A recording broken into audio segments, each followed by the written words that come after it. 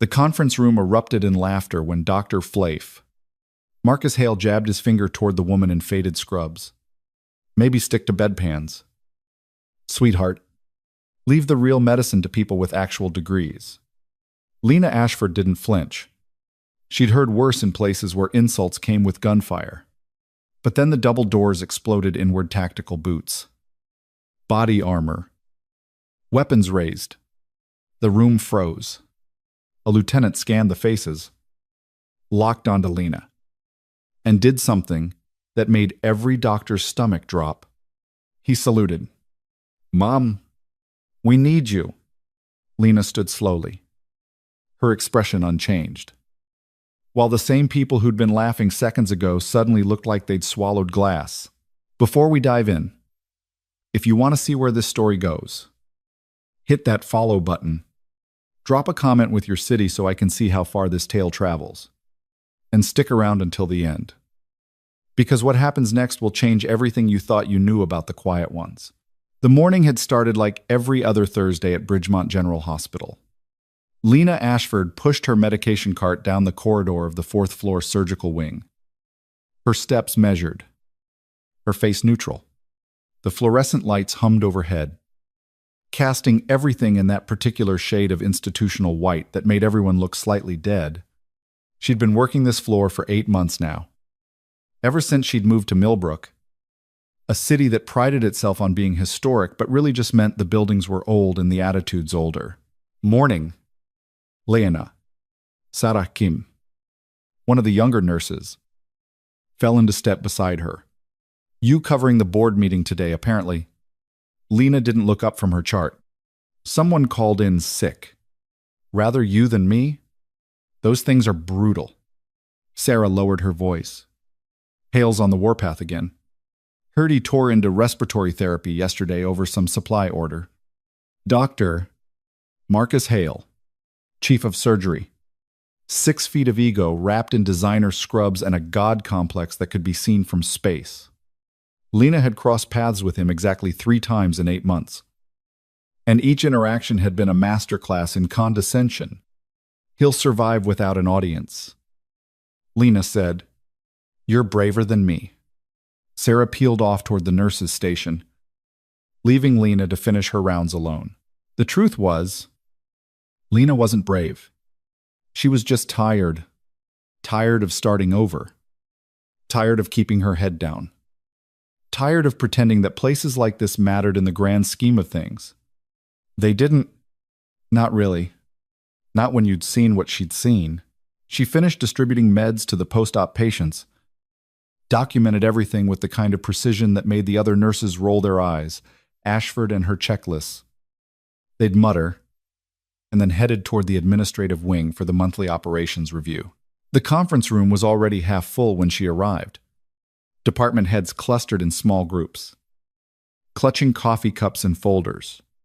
Lena took a seat in the back corner, the spot nobody wanted because it was too far from the bagels and too close to the air conditioning vent that wheezed like an asthmatic cat. Dr. Marcus Hale swept in exactly at 9, followed by his usual entourage, Dr. Paltin, Patricia Vance from cardiology, Dr. Robert Sung from emergency medicine, and Darren Pike, the hospital administrator who looked like he'd rather be anywhere else. Hale didn't sit placidly. He never sat. He positioned himself at the head of the table like a general addressing troops. "Let's make this quick." Hale announced, "I've got a consult at 10, and I'm not pushing it back because someone can't read a spreadsheet." The meeting droned on budget projections, staffing shortages, the same complaints recycled month after month. Lena took notes out of habit. Even though nothing being discussed would change anything, hospitals ran on inertia and insurance reimbursements, and Bridgemont General was no exception. Then Darren Pike cleared his throat. "We need to address the incident from last week. Patient 4773. The delayed response time. The room shifted. Lena's pen stopped moving. What about it? Hale's tone could have flashed frozen water. Nursing flagged a critical alert at 0300 hours. The on-call physician didn't respond for 42 minutes. By the time the patient was stable, Hale cut him off. Nursing overreacted. As usual, the patient coded. This came from Dr. A. Song, who had the decency to look uncomfortable. We got him back. But it was close. Which proves my point. Everyone did their jobs. The system worked. Lena's fingers tightened around her pen. The system hadn't worked. She'd been the one who'd found patient 477, 3 inches respiratory distress. Had called the alert. Had manually bagged him for 20 minutes while waiting for someone with a medical degree to show up and make the executive decision she'd already made. The patient had lived, but barely. And only because she'd known exactly what to do while everyone else was following protocol.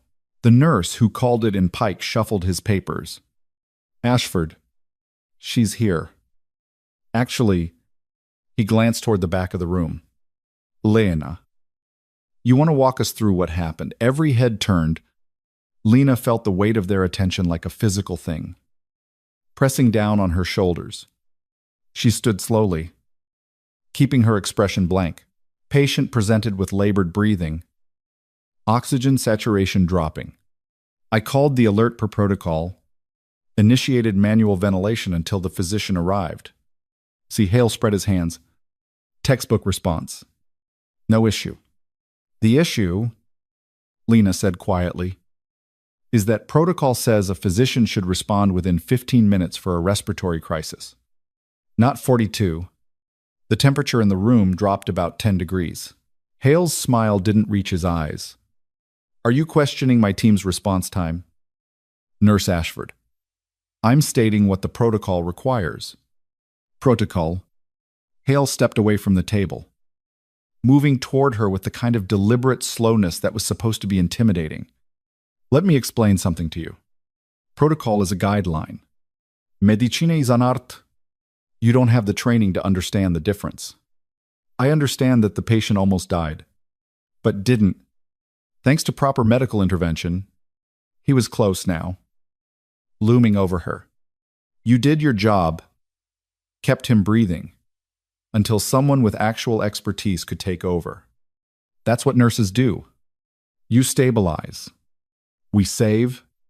Lena met his eyes and didn't blink. I was saving lives when I was 19 years old. I know the difference between stabilizing and saving. Something flickered across Hale's face. Bold words from someone who empties bedpans for a living. Marcus. Doctor. Vance's voice carried a warning. That's enough. But Hale was on a roll now. Playing to the room. No. Let's hear it. Please. Nurse Ashford. Enlighten us. Where exactly were you saving lives at 19? Some weekend volunteer program? The smart thing would have been to sit down, to apologize, to remember that she'd moved to Millbrook specifically to be invisible, to do simple work and keep her head down and not draw attention to the parts of her past that couldn't be explained in polite conversation. Instead, Lena said, Kandahar Province. 2018. The room went very quiet. Hale blinked. What? You asked where I was saving lives. Kandahar Province. Afghanistan. I was a combat medic. 19th Infantry Regiment. She paused. That's where I learned that response time matters. For exactly 3 seconds, nobody moved. Then Hale laughed. It was a sharp, ugly sound. A combat medic. Right. And I'm a NavySEAL. He looked around the room, inviting others to join the joke. A few people obliged with uncomfortable chuckles.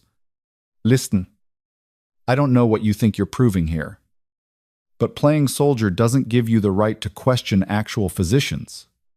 I wasn't playing. Enough. Darren Pike stood up. His face flushed. This is completely inappropriate. Lena, please return to your station. We'll discuss this later. Lena gathered her notebook and walked out.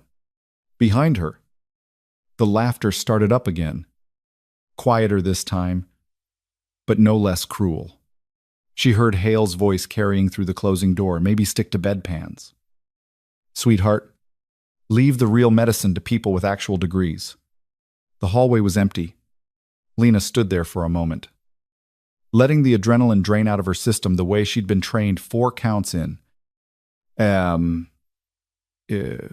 Hold. 6 counts out. It didn't help much. The anger was still there, cold and sharp, sitting right below her sternum where it had lived for the past 3 years. She'd known better than to say anything, known that bringing up her service record would only make things worse. You would invite questions she couldn't answer, and skepticism she couldn't afford to fight. The people who needed to know about her background already knew. Everyone else got the carefully edited version registered nurse. Previous experience in emergency medicine, references available upon request. But Hale had pushed, and she'd push back. And now she'd pay for it. Sarah caught up with her at the nurse's station. Jesus? Lena. What happened in there? You look like you want to punch someone. I'm fine. You're not fine. You're doing that thing where your jaw gets all tight and your eyes go flat, and I start wondering if I should call security. Lena almost smiled. Almost. No security necessary.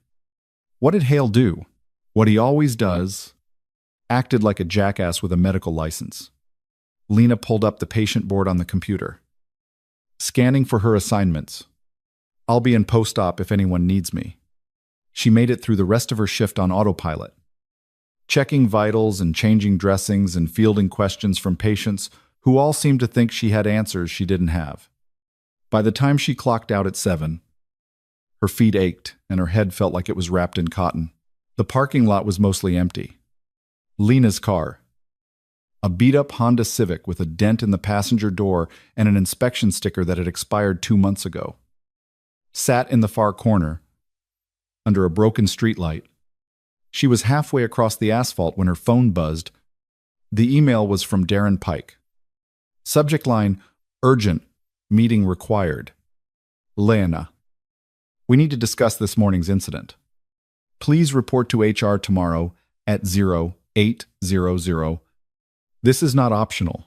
She deleted it without responding and drove home. Her apartment was exactly what 8 months of nursing salary could afford in Millbrook, a 1-bedroom in a converted Victorian that smelled like old carpet and someone else's cooking. The landlord had promised to fix the loose window pane in the kitchen 3 months ago. Lena had stopped asking. She microwaved leftovers, ate them standing at the counter, and then did what she did every night. She ran 5 miles through the dark streets of Millbrook, past the historic courthouse and the renovated mills that were now artisan breweries and the park where teenagers congregated to vape and pretend they were interesting. She ran until her lungs burned and her legs went numb, and the anger finally settled into something manageable. Back at the apartment, she showered, set her alarm for 5:30, and lay in bed staring at the ceiling. Sleep didn't come easy. It never did. Instead, she got fragments, the smell of diesel and dust, the weight of field gear, the sound of rotors beating the air into submission, voices calling for a medic, hands slick with blood that wasn't hers. The particular kind of quiet that came after gunfire stopped, and before someone started screaming, at some point she must have drifted off, because the alarm dragged her back to consciousness at 5:30 exactly. She dressed in the dark, drank coffee that tasted like scorched dirt, and arrived at Bridgemont General at 7:45. The HR office was on the 2nd floor, tucked between medical records and billing. Lena had been here exactly once before. During her initial onboarding, the same posters about workplace safety and harassment policies still lined the walls. The same woman sat behind the reception desk, typing with the enthusiasm of someone actively planning their escape. Ashford. The woman didn't look up. They're waiting for you. Conference room B. Lena's internal alarm system, the one that had kept her alive in places where people actively tried to kill her, started pinging Meetings didn't happen in Conference Room B. Conference Room B was where they fired people. She pushed open the door. Darren Pike sat at the table, looking like he hadn't slept. Across from him was Janet Reeves, the head of HR, a woman whose entire personality could be summarized as aggressively beige. And standing near the window, arms crossed, was Dr. Marcus Hale. Close the door. Pike said, Lena did. She didn't sit down. Pike shuffled papers. Lena, we need to address what happened yesterday. Your outburst during the operations review was completely unacceptable. I answered a question. You challenged Dr. Hale's professional judgment in front of the entire leadership team. Janet Reeves said. Her voice had all the warmth of a tax audit. You made unfounded allegations about response times, and then, when confronted, you made claims about your background that we have no way to verify. My employment file has my military service record. We have a DD-214 that says you were discharged in 2020. Pike corrected. It doesn't say anything about being a combat medic. It doesn't list any deployment history. For all we know, you were a clerk. Lena's hands, resting at her sides, curled into fists. My record speaks for itself. Does it Hale moved away from the window? Because from where I'm standing, that it looks like you're using stolen valor to inflate your importance. It's pathetic and it's illegal. The room tilted slightly. Lena forced herself to breathe. I was deployed twice. 14 months total. I have my orders, my medical certifications, what you have, Janet cut in, is a pattern of insubordination. This isn't the first time you've questioned physician decisions. We've had complaints from Dr. Sung about your attitude during handoffs, from Dr. Vance about your refusal to follow medication protocols, and now this. Those complaints are about me doing my job correctly. No. Pike leaned forward. They're about you thinking you know better than doctors with decades of experience. That's not teamwork. Lena, that's ego. It was masterful. Really, they'd taken 8 months of her catching their mistakes, of her preventing complications, of her keeping patients alive through sheer competence, and reframed it as a character flaw. So what happens now? Lena asked quietly. Pike and Janet exchanged glances.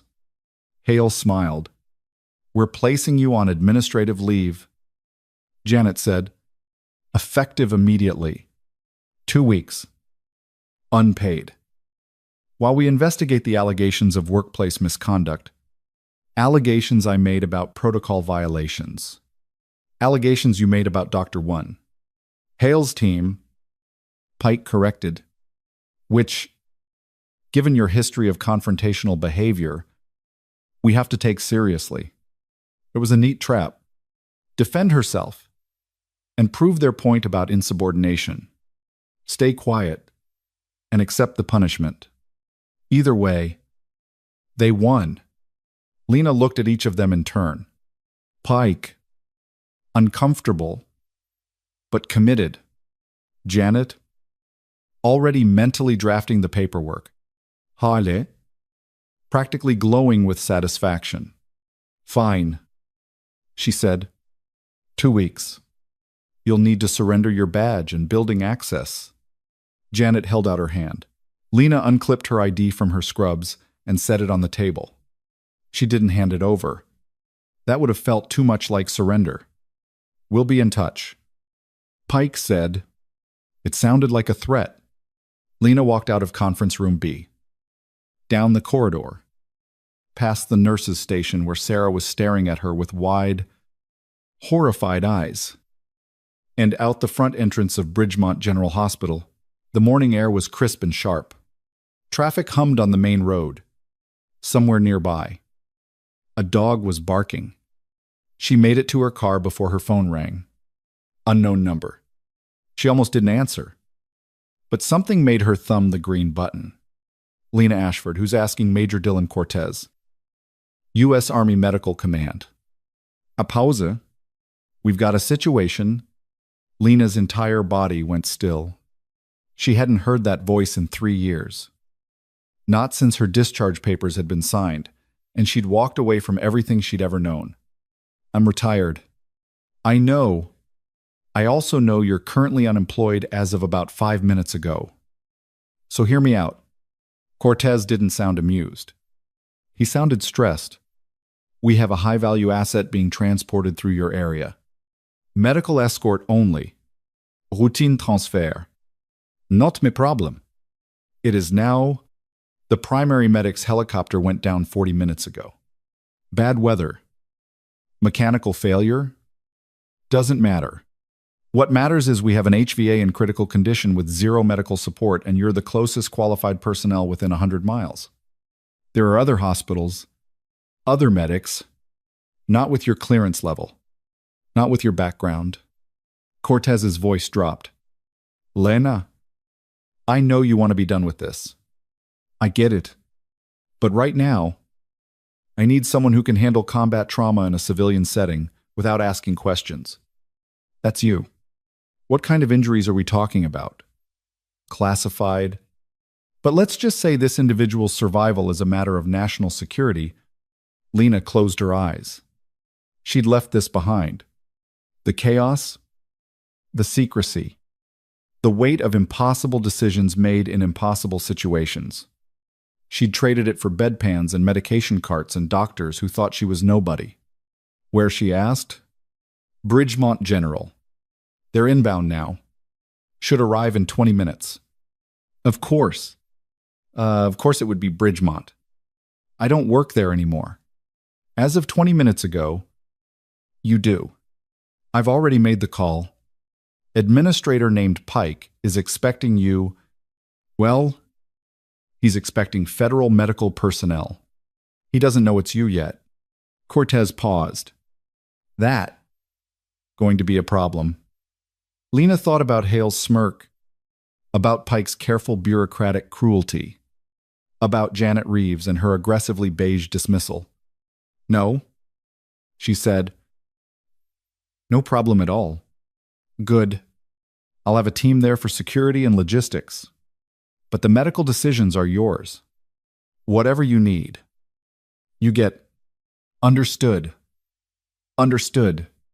Ashford Cortez's voice softened slightly. It's good to have you back. The line went dead.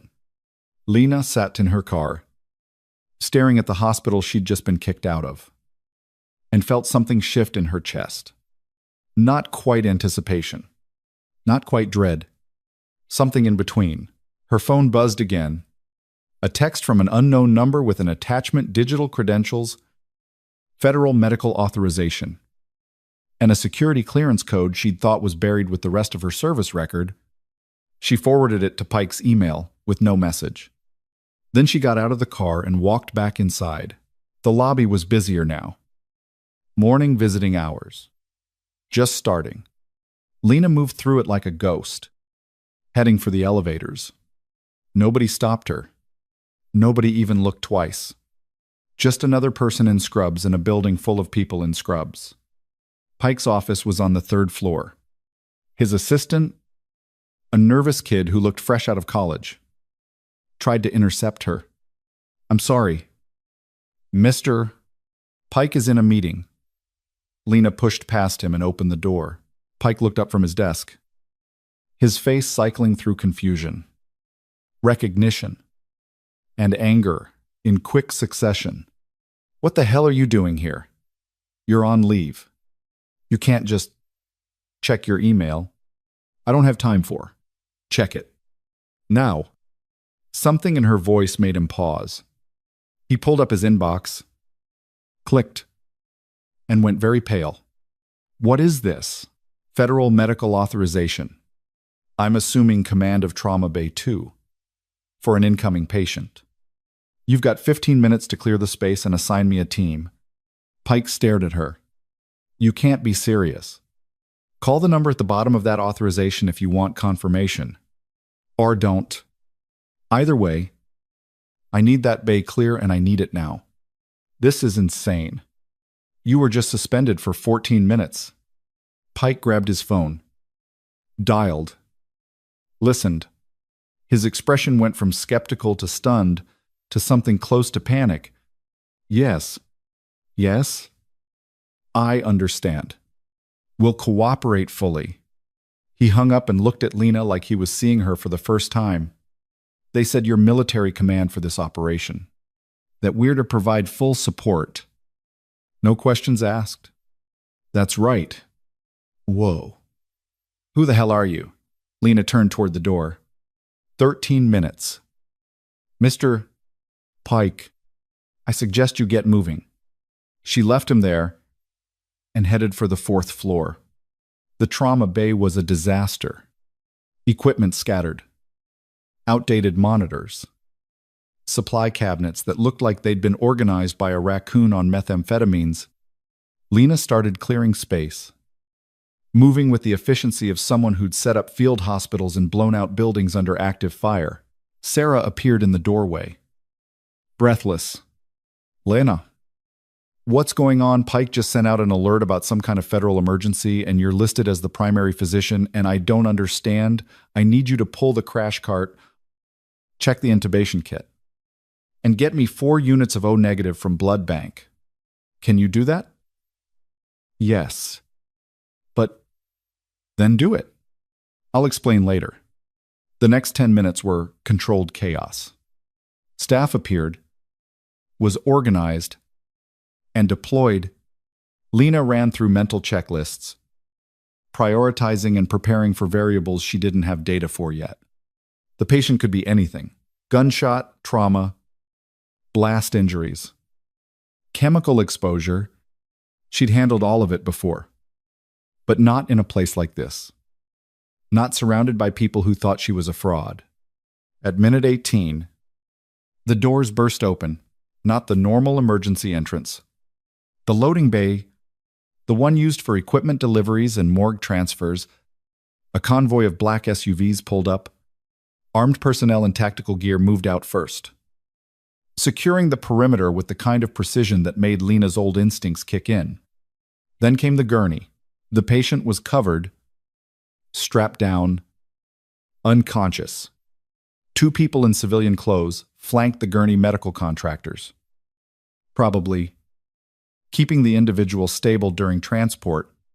They looked exhausted and relieved in equal measure. Major Cortez climbed out of the lead vehicle. He was older than Lena remembered. Grayer. But his eyes were the same, sharp and evaluating. He saw her and nodded once. Ashford. What's the setup? Trauma Bay 2. Fully equipped. I've got a team standing by. She gestured toward the building.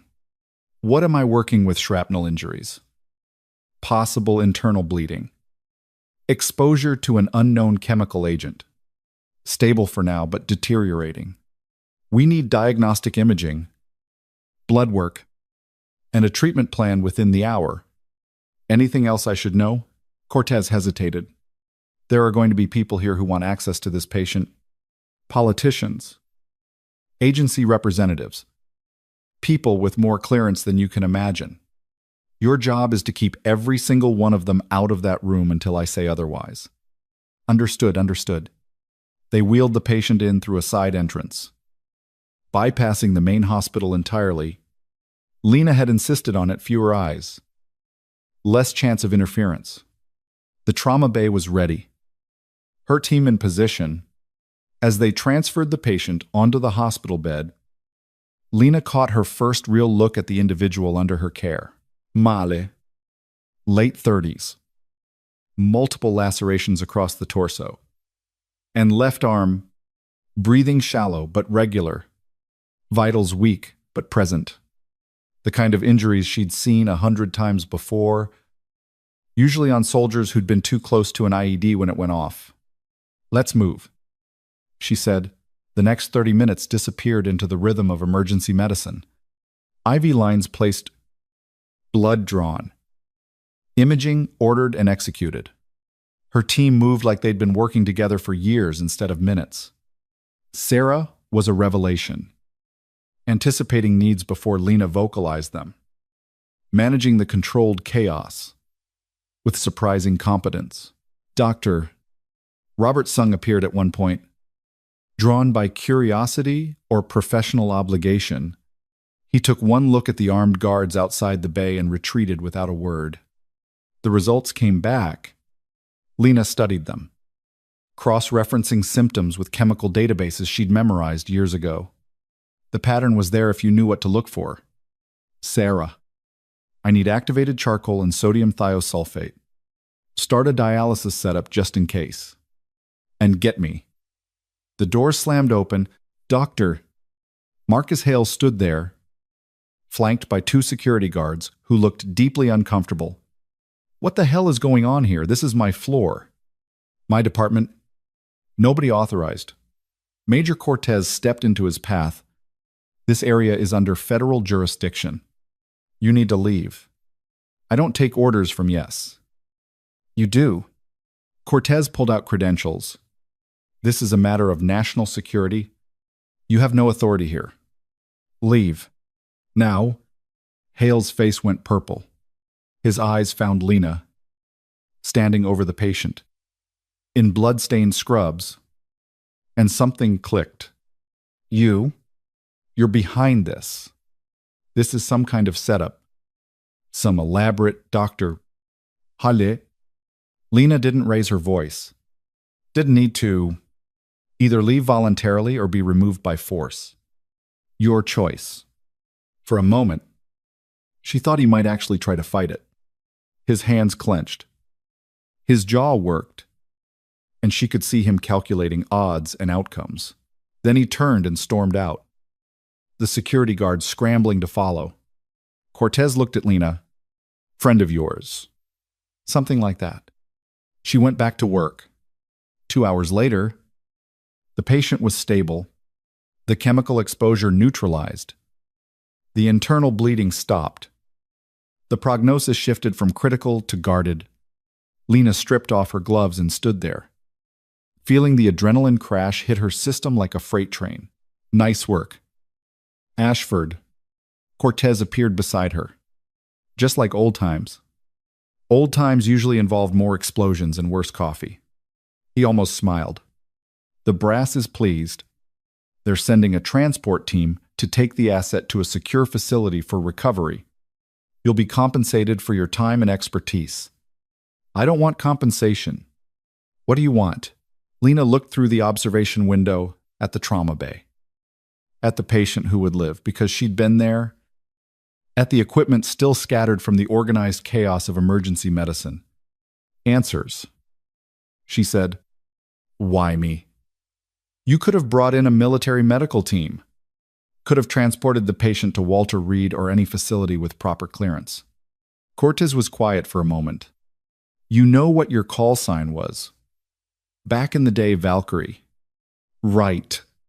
The chooser of the slain, the one who decided who lived and who didn't. He looked at her directly. We needed someone who could make those choices in a civilian setting, under pressure, with no backup. There's maybe 10 people in the country. With your skill set and your clearance, none of them were available. So, I was a last resort. You were the best option. He checked his watch. Transport arrives in 20. After that, you're clear. This never happened. The patient was never here. And your involvement is classified. And the hospital administration will be strongly encouraged to forget this entire incident.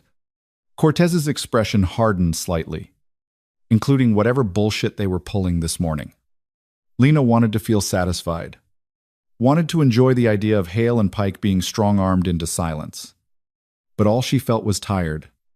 The transport team arrived exactly on Schedule 3 vehicles. 6 personnel. Equipment that probably cost more than Lena's annual salary. They transferred the patient with military precision and disappeared into the afternoon traffic like they'd never been there at all. Cortez shook her hand before he left. If you ever want back in, the offer stands. We could use someone like you. I'll think about it. He nodded and climbed into the lead vehicle. Then she was alone in the trauma bay, surrounded by the debris of controlled chaos. And for the first time in 3 years, Lena Ashford let herself feel something other than numb. The feeling didn't last. Darren Pike appeared in the doorway 10 minutes later, his face carefully neutral. "Ms. Ashford, we need to talk." Lena started cleaning up, organizing supplies, restocking what had been used. "About my suspension. About this morning's incident." He chose his words carefully. "I received several calls from federal authorities. Very politely worded calls that made it extremely clear. We are not to discuss what happened here today." Sounds reasonable. They also suggested that your employment status might be reconsidered, given your unique qualifications. Lena turned to face him. "What are you saying?" Pike looked like he was chewing glass. "I'm saying the suspension is lifted, effective immediately, with full back pay for the hours you would have worked." He paused. "There will also be a formal review of the complaints against you. I suspect they'll be found to be without merit. And Dr. Hale has been reminded about the importance of professional conduct and interdepartmental cooperation." Pike's expression suggested this conversation had not gone well for Hale. He'll be on his best behavior going forward. Lena should have felt vindicated, should have felt something approaching justice. Instead, she just felt hollow. Is that all she asked? Pike hesitated. "For what it's worth, I spoke with Major Cortez. He told me about your service record, your deployments, what you did over there." He met her eyes. "I owe you an apology. We all do. Apologies don't change what happened." "No, but maybe we can do better going forward." He backed toward the door. "Your shift starts at 7 tomorrow. If you want it." After he left, Lena stood in the empty trauma bay and tried to figure out what she wanted. The problem was, she didn't know anymore. She finished cleaning up, checked on the post-op patients who'd been neglected during the chaos, and clocked out at 9:12 hours after she'd been suspended. The parking lot was dark and quiet. Her car sat in its usual spot, looking exactly as pathetic as it had that morning. Lena was halfway across the asphalt when she heard footsteps behind her. She turned to think, hand automatically moving to her hip, where a sidearm used to be, and found Dr. Marcus Hale, standing 10 feet away. He looked different than he had in the conference room. Smaller somehow. "Olda, I'm not here to start something," he said. His voice was flat, stripped of its usual arrogance. "I just want to know one thing. What was it true? What you said about Kandahar?" Lena considered lying, considered telling him it was classified or none of his business, or any of the dozen deflections she'd perfected over the years. Instead, she said, "Yes." Hale nodded slowly, like something was settling into place. How many people did you save over there?" The number was burned into her memory. 97 confirmed saves, 43 probables, 61 who died despite everything she'd done. She'd memorized them all, carried them like stones in her chest. "Enough?" she said. Hale looked at her for a long moment. Then he did something she'd never expected. He apologized. "I was wrong," he said quietly. "About you, about what you're capable of, about everything." He shook his head. "I've spent 20 years believing that degrees and credentials are what matter. That experience in a hospital is the only experience that counts, and you walked in there today and did things I couldn't have done. Things I didn't even know were possible." Lena didn't know what to say to that. "For what it's worth," Hale continued, "I'm glad you were here. That patient would have died without you. Hell, half the people on my floor would probably be dead if you hadn't caught our mistakes over the past 8 months." He met her eyes. I'm sorry I didn't see it sooner. Then he turned and walked back toward the hospital, leaving Lena standing alone in the dark. She drove home on autopilot, her mind somewhere else entirely. The apartment felt smaller than usual, the walls pressing in. She didn't bother with dinner, just changed out of her scrubs, pulled on running gear, and hit the streets. 5 miles became 7. 7 became 10. She ran until her body screamed and her mind went quiet, and the accumulated weight of the day finally lifted enough to let her breathe. Back at the apartment, she showered, made tea, she didn't drink, and checked her phone. One new email, subject line recommendation for promotion. It was from Dr. Robert Sung. 3 paragraphs detailing her competence, her instincts, her value to the hospital. A formal recommendation that she be considered for the newly created position of trauma coordinator. Lena deleted it. She sat on her couch in the dark and thought about Cortez's offer, about going back to the world she'd left behind, where the stakes were clear and the mission mattered, and she didn't have to pretend to be less than she was. But she also thought about Sarah, learning to anticipate crises before they happened, about the post-op patients who trusted her to keep them safe, about the quiet satisfaction of catching mistakes before they became tragedies. Somewhere in the middle of those thoughts, her phone buzzed again. Unknown number. Text message. Tomorrow, Lingzhou Lingling. Conference room. Board wants to meet you properly. Pike Lena stared at the message for a full minute. Then she typed back, I'll be there. She set her alarm for 5:30 and tried to sleep. The dreams were waiting for her dust and blood and the particular weight of a body going slack in her hands. She woke at 3. Then 4. Then finally gave up at 4:30 and went for another run. The streets of Millbrook were empty at that hour. Just her and the streetlights and the occasional delivery truck rumbling past. She ran her usual route, but faster this time, pushing herself until her lungs burned and her legs turned to rubber. By the time she got back to the apartment, showered, and dressed, it was 7. Too early to go to the hospital. Too late to do anything productive. She made coffee and sat at her kitchen table, watching the sun come up over buildings that had stood for 100 years and would probably stand for 100 more, long after everyone in them was dust. At 8:30, she drove to Bridgemont General. The parking lot was filling up with the morning shift. Lena parked in her usual spot and walked toward the entrance, her heart doing something complicated in her chest. The lobby was busy, visitors checking in, staff grabbing coffee, the normal chaos of a hospital waking up. Nobody paid her any attention. Just another nurse in scrubs. Invisible and unremarkable, except she wasn't. Not anymore. She took the elevator to the 3rd floor and walked toward the conference room. The door was closed. She could hear voices inside. Multiple people, the low murmur of pre-meeting small talk. Lena stood there, hand on the doorknob, and made a choice. Then she opened the door and stepped inside. The room fell silent.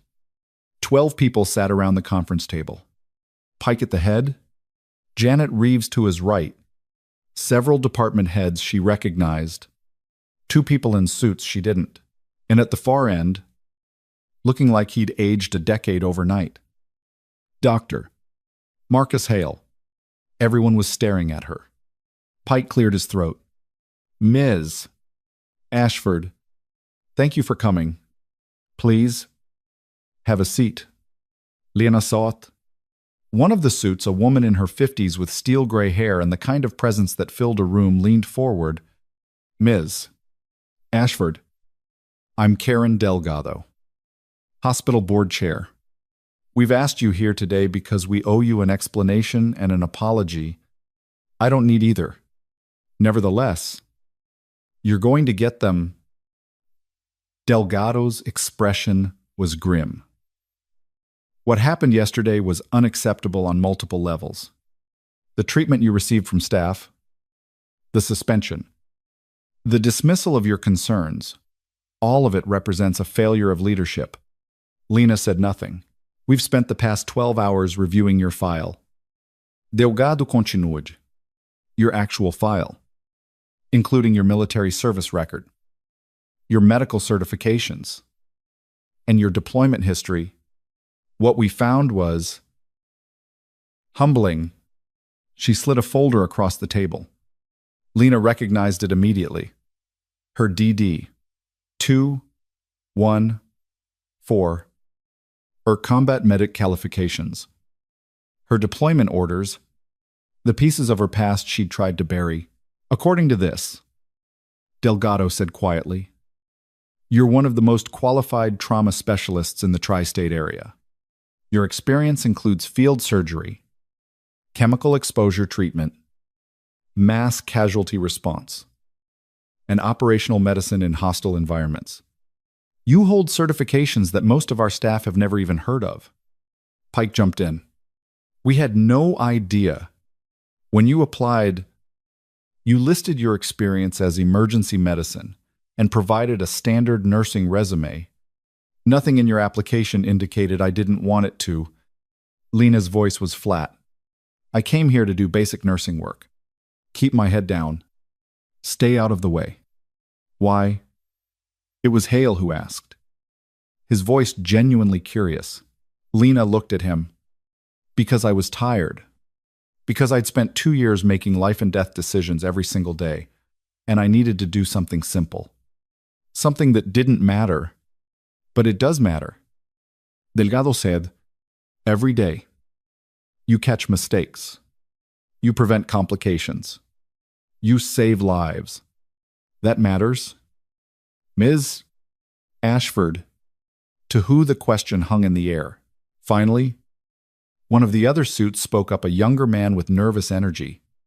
To the board, to the patients, to this hospital's reputation and legal liability. He pulled out a tablet. We ran the numbers. Over the past 8 months, you flagged 73 protocol violations, prevented 18 adverse drug reactions, and caught 12 critical diagnoses that were missed by attending physicians. Your intervention rate is statistically impossible. I just do my job. No. Delgado corrected. You do everyone else's job better than they do. She paused. Which is why we'd like to offer you a position as Director of Trauma Services. It comes with a significant pay increase, administrative authority, and the ability to implement the protocols you think are necessary. The room waited. Lena thought about it, about the power to change things, to fix the broken systems she'd been navigating around for 8 months, about recognition and respect and all the things she'd supposedly wanted. No, she said. Delgado blinked. I'm sorry. No, I don't want an administrative position. I don't want authority or recognition. I want to do what I was hired to do, take care of patients. But you could do so much more. I could, but I don't want to. Lena stood up. If you want to make changes, start by listening to the nurses who actually do the work. Start by taking protocol violations seriously before someone dies. Start by treating people with respect instead of credentials. She moved toward the door. Ms. Ashford. It was Hale again. What do you want from us? Lena paused. Hand on the doorknob. I want to come to work. Take care of patients. And go home. That's it. No drama. No politics. No special treatment. And yesterday Pike asked, the federal intervention, the classified patient, does that happen often? No. That was a one-time thing. Will there be other one-time things? Lena thought about Cortez's offer, about the pull of her old life, the clarity of mission-driven work, where right and wrong were defined by survival. I don't know, she said honestly. She left the conference room and headed back down to the fourth floor. Her shift didn't start for another hour. But there was always work to do. Charts to update, supplies to restock, patients who needed checking on. Sarah found her in the supply closet, counting inventory. So, what happened? Everyone's talking about how you were in some secret meeting with the board. They offered me a promotion. I said no. You. What? Why Lena continued counting gauze packs. Because I like what I do. You like bedpans and med carts. I like keeping people alive. Sarah was quiet for a moment. Lena, can I ask you something? About yesterday? About what happened with that patient? No? Fair enough. Sarah grabbed a box of supplies. For what it's worth, Hale's been different today. Quieter. Actually listening when nurses talk. Good. You scared him. I didn't do anything. Exactly. You didn't have to. Sarah headed for the door, then paused. You know what the weirdest part is? I've worked here for 3 years and I've never seen anyone command a trauma bay like you did yesterday. It was like watching someone flip a switch. 1 second you're quiet, Lena, who does her rounds and doesn't make waves. The next you're, I don't even know what to call it, doing my job. No, being really good at your job. There's a difference. After Sarah left, Lena finished the inventory and moved on to her actual rounds. The post-op patients were doing well. The new admits were stable. Everything was normal. Routine. Exactly what she'd wanted when she'd taken this position 8 months ago. So why did it feel different now? Her shift ended at 7. She clocked out, changed in the locker room, and headed for the parking lot. Hale was waiting by her car. Lena stopped. If you're here to convince me to take the director position, I'm not. He held up his hands. I'm here to say that I spent last night reading up on combat medicine, on what field medics actually do in war zones.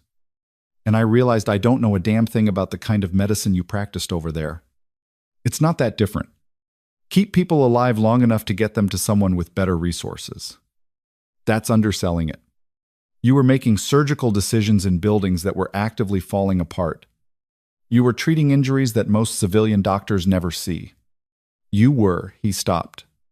You were fighting a different kind of war than the soldiers you were treating. Lena didn't answer. I was wrong. Hale said quietly. Not just about you, about what matters. I built my entire career on the idea that controlled environments and advanced technology are what save lives. But you proved yesterday that sometimes the most important thing is just knowing what to do when everything else fails. Is there a point to this? The point is, Hale struggled for words. The point is, I want to learn from you, not because you're military, not because of what happened yesterday, because you're a better trauma medic than I'll ever be. And I'm tired of pretending that my ego is more important than patient outcomes. Lena looked at him, really looked at him, and saw something she hadn't expected. Humility. Real, genuine humility from a man who'd probably never admitted he was wrong about anything in his entire career. Okay, she said. Okay. I'll teach you, but not officially. No committees. No meetings. No administrative oversight. You want to learn. You shadow me on rounds. You ask questions. You listen. Hale nodded slowly. I can do that. And you treat every nurse on this floor with the same respect you'd give a fellow physician, because they're the ones keeping your patients alive when you're not around. Deal. They shook hands. Hale went back inside. Lena got in her car and sat there for a minute, trying to process what had just happened. Her phone buzzed. Text from Cortez. Heard you turned down the promotion. Smart move. The work you're doing matters, even if nobody sees it. MC. She typed back. How did you know about the promotion? I have my sources. Also, and the patient you saved wants to thank you personally once they're cleared. It might take a few months, but it'll happen. Not necessary. Too bad. You're getting thanked anyway. Some things you don't get a choice about. Lena smiled despite herself and drove home. The next few weeks settled into a new rhythm. Hale kept his word, shadowing her on rounds and asking questions that were actually intelligent. The other physicians noticed and started paying closer attention to nursing input. Protocol violations decreased. Patient outcomes improved. Sarah cornered her one afternoon in the break room. Whatever you did, keep doing it. People are actually listening now. I didn't do anything. You scared the hell out of the most arrogant surgeon on staff and saved a classified patient in front of half the hospital. I'd call that something. Lena shrugged and went back to her lunch. But Sarah was right. Things were different now. Not perfect hospitals. Never were, but better. Nurses spoke up during rounds. Doctors asked follow-up questions. The culture was shifting slowly, like a massive ship, changing course 1 degree at a time. A month after the incident, Lena was finishing up her shift when Pike appeared with an envelope. This came for you. He handed it over, looking curious. Inside was a handwritten note on official letterhead. Ms. Ashford, I'm told I owe you my life. The doctor's hearsay. I wouldn't have survived the first hour without your intervention. I don't remember much of that day, but I remember your voice telling me to hold on. So I did. Thank you for being exactly where you needed to be. Exactly when it mattered most. The world is better because you were there. J. K.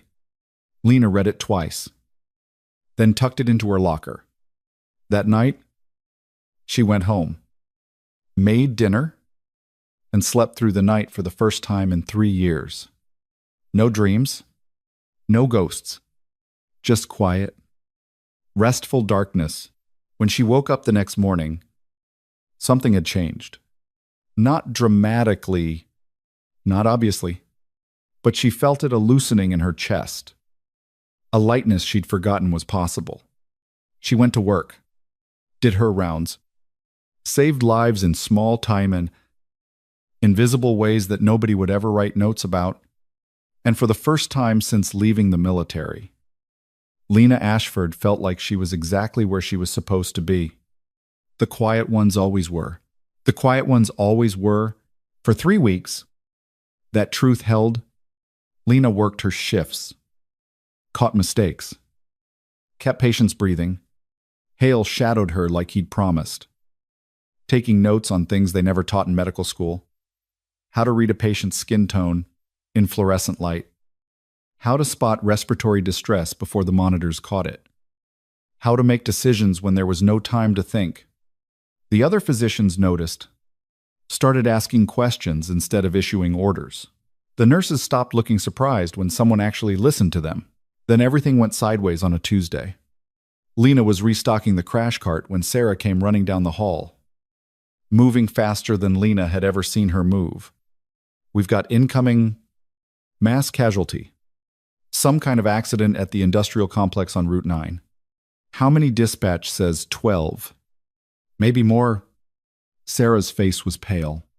Chemical exposure. They're not sure what kind. Lena's entire body shifted into a different mode.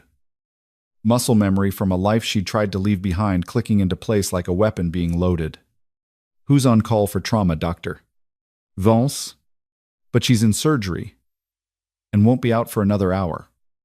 Get Hale, tell him to clear OR3, and set up a decon station in the ambulance bay. I need hazmat protocols activated now. Not in 5 minutes. Sarahran? Lena headed for the supply room, mentally cataloging what they'd need. Chemical exposure could mean anything. Industrial solvents, toxic gas, acid burns. Without knowing the specific agent, they'd have to prepare for everything. And hope they guessed right. The first ambulance arrived 6 minutes later. Lena was waiting in full protective gear, looking like she'd stepped out of a disaster movie. The paramedic who jumped out took one look at her, and his shoulders dropped with relief. Thank Christ. Someone here knows what they're doing. We've got 4 critical, 6 serious, 2 stable, unknown chemical agent, possibly aerosolized. They were working on some kind of industrial adhesive when the tank ruptured. Industrial adhesive. Lena's mind raced through chemical compounds, cross-referencing symptoms with treatments she'd memorized in a desert, half a world away. Isocyanates. That's what the site supervisor said. I don't know what it means. It means we're about to have a very bad day. Lena turned to the team assembling behind her. Isocyanate exposure causes respiratory failure and chemical burns. We need oxygen support for everyone. Bronchodilators ready. And dermal decon stations set up immediately. Anyone showing signs of pulmonary edema goes straight to intubation. Move. They moved. The next 2 hours were controlled chaos. Patients arrived in waves, each one worse than the last. Lena worked through them with mechanical precision, triaging based on injury severity and exposure duration. The ones who could wait, waited. The ones who couldn't got her full attention until they were stable enough to hand off. Hale appeared at her elbow during a brief lull, his face grim behind his protective mask. I've got 3 patients in respiratory distress and Vance is still in surgery. I need you to walk me through the intubation protocol for chemical exposure. You've intubated hundreds of patients, not ones whose airways are actively dissolving. His voice was tight but steady. I need to know what's different. Lena pulled him aside and ran through it. Smaller tube sizes to account for swelling. Higher oxygen concentrations to compensate for tissue damage. Sedation protocols adjusted for patients whose systems were already compromised. Hale listened, asked 2 clarifying questions, and went back to work. By the time the last ambulance arrived, they'd treated 14 patients, lost none, and used up most of their chemical exposure supplies. Lena was stripping off her protective gear when Darren Pike appeared, looking like he'd aged a decade. The state health department is on their way. They want to know how we handled it so well with no advance warning. We had the right people in the right place. Lena dumped her gear in the hazmat disposal bin. That's all. The right people being you. Pike's expression was complicated. I got a call from the industrial complex owner. He wants to meet whoever ran the emergency response.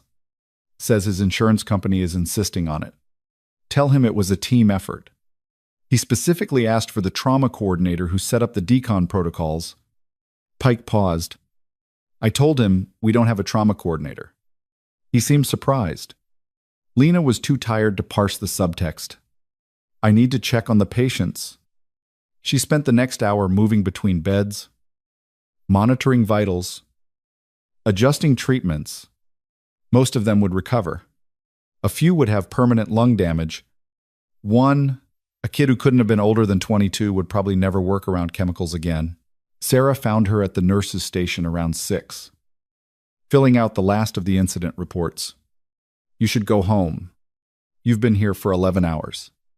So have you. Yeah. But I'm not the one who saved 14 lives before lunch. Sarah sat down, wincing. Dr. Sung wants to submit today's response to some national medical journal. As a case study in civilian chemical exposure management, he can submit whatever he wants. Leave my name off it. Lena, why do you keep doing that? You do something incredible and then act like it's nothing. Because it is nothing. We did our jobs. That's all. Sarah looked at her for a long moment. You really believe that, don't you? That keeping people alive is just routine. It should be, but it's not. Not for most people, not even for most doctors. Sarah leaned back in her chair. You know what, doctor? Vance said when she got out of surgery and heard what happened, she said she would have panicked, that she wouldn't have known where to start. Then she needs better training. Or, we need more people like you. Lena finished her report and logged out. I'm going home. She made it to her car before the shake started. It always happened after the adrenaline crash. The muscle tremors. The sensation of her body remembering it was supposed to be afraid even though the danger had passed. She sat in the driver's seat, hands gripping the steering wheel, and forced herself to breathe. 4 counts in. Hold. 6 counts out. It took 15 minutes before she trusted herself to drive. The apartment was dark and quiet. Lena microwaved something that might have been food, ate it without tasting it, and tried to sleep. The dreams were waiting chemical burns and gasping patience, and the particular sound someone makes when their lungs are filling with fluid. She woke at 2, then 3, then gave up and went for a run. The streets of Millbrook were empty. Just her and the darkness and the steady rhythm of her feet hitting pavement. She ran until her body was too exhausted to be anxious, then walked the last mile home, cooling down in the pre-dawn silence. Her phone buzzed as she was unlocking her door. Text from an unknown number. Impressive work yesterday. We should talk. DT. Lena stared at the initials. DT. Nobody she knew. Probably spam or a wrong number. She deleted it and went inside. The text came again an hour later. While she was getting ready for her shift. Not spam. Not wrong number. Defense contractor. Your skill set matches a need we have. Coffee. Lena blocked the number and went to work. Bridgemont General was buzzing when she arrived. The chemical exposure incident had made the local news, complete with dramatic footage of hazmat-suited medical personnel and statements from grateful patients. The hospital administration was eating it up, already drafting press releases about their exemplary emergency response capabilities. Lena avoided the cameras and headed straight for the 4th floor. The first sign that something was wrong came when she found her locker had been moved. Not relocated. Actually moved to a different section of the locker room. Away from the general staff area and into the corner, reserved for senior personnel. The second sign was the envelope taped to the new locker door. Inside was a memo from the hospital board, formally offering her the position of Director of Emergency Medical Services. Increased salary, administrative authority, dedicated office space. The same offer she'd turned down a month ago, repackaged with better benefits. And a paragraph about how yesterday's incident proved the hospital needed her expertise in a leadership role. Lena crumpled it up and tossed it in the trash. Sarah was waiting at the nurse's station, practically vibrating with excitement. Did you see? They're creating a whole new department. Emergency medical services, separate from trauma surgery. And they want you to run it. I know. I said no. You again, Lena. This is insane. They're offering you everything. They're offering me a desk job where I fill out paperwork instead of treating patients. That's not everything. Sarah opened her mouth to argue, then closed it. You're impossible. Probably. The morning shift started normally enough. Routine rounds. Medication distribution. The usual small emergencies that punctuated every hospital day. Lena was checking on a post-op patient when her phone buzzed again. Different number this time. Sam message. We really need to talk. This isn't a sales pitch. It's a matter of national security. DT. Lena's jaw tightened. She pulled up the number and called it back. A man answered on the first ring. Ms. Ashford. Thank you for calling back. Who are you and how did you get my number, David Torres? Private military contractor with Apex Solutions. I got your number from Major Cortez, who suggested you might be interested in some consulting work. Cortez had no right to give out my information.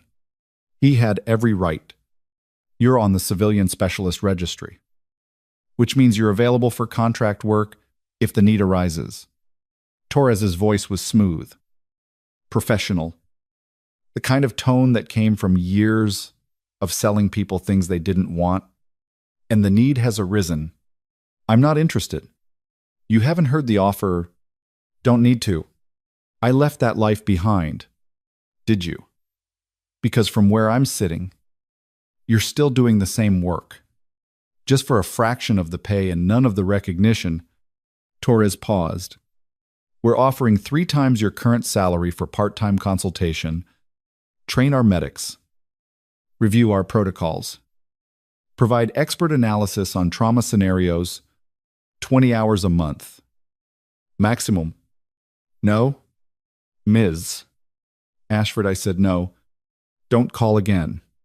She hung up and blocked the number. Hale found her in the supply room 10 minutes later, reorganizing equipment with more force than strictly necessary. I heard about the job offer. The director position. Everyone's heard about it, apparently. You should take it. Lena stopped. Turned. What? You should take the director position. Not for the title or the money, because you could actually fix things. Hale leaned against the doorframe. I've been watching how this place operates. The protocols that don't make sense, the communication gaps between departments, the stupid hierarchical bullshit that gets people killed. You see all of it, and you know how to fix it. Fixing it isn't my job. Whose job is it then? Mine. I'm part of the problem. I spent 20 years reinforcing those hierarchies. He shook his head. You have a chance to change things, to make sure what happened yesterday becomes standard procedure instead of a lucky accident. Why wouldn't you want that?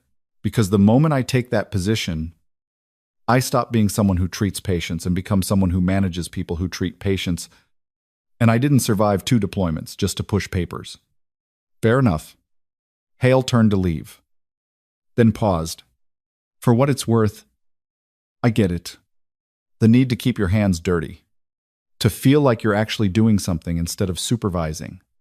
He looked back at her. But eventually you're going to have to decide whether you want to help 10 people a day or help 100. After he left, Lena stood in the supply room and tried to figure out why everyone suddenly cared about her career trajectory. The answer came 3 hours later, in the form of a man in an expensive suit who walked into the emergency department like he owned it. Darren Pike intercepted him immediately, his body language screaming panic. They had a brief, tense conversation near the reception desk. Then Pike came looking for Lena. We have a situation. What kind? The kind that involves federal oversight and potential liability issues. Pike was sweating. There's a man here from the Department of Defense. He wants to speak with you. Now. Lena followed him to one of the private consultation rooms. The man in the suit was waiting inside, standing near the window with the kind of posture that screamed military, even in civilian clothes. Ms. Ashford, I'm Colonel James Brennan, Defense Contract Management Agency. He didn't offer to shake hands. I'm here about the incident yesterday. The chemical exposure that was handled. Everyone's stable. I'm aware. What I'm concerned about is how it was handled. Brennan pulled out a tablet, pulled up something, turned it toward her. These are your decon protocols. The ones you implemented without authorization from hospital administration or consultation with local hazmat teams. Lena looked at the screen. Someone had documented everything. The decon station setup, the treatment prioritization, the intubation modifications. Those protocols are standard for isocyanate exposure, standard for military field operations, not for civilian hospitals. Brennan's expression was unreadable. You use techniques that aren't taught in any civilian medical program.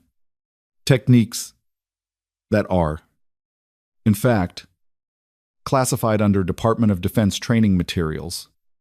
The room temperature seemed to drop. I used techniques that kept people alive, Lena said carefully. You use techniques that raise questions about how you acquired that knowledge. Questions that certain people in certain agencies are very interested in answering. Brennan closed the tablet. Your military record shows you as a combat medic with standard deployment history, nothing about advanced chemical exposure training, nothing about classified protocols. Maybe my record is incomplete. Records aren't incomplete. They're deliberately edited. He looked at her directly. I need to know what you were really doing over there. Ms. Ashford, because right now, it looks like you have training that doesn't match your official service history. And that's a problem.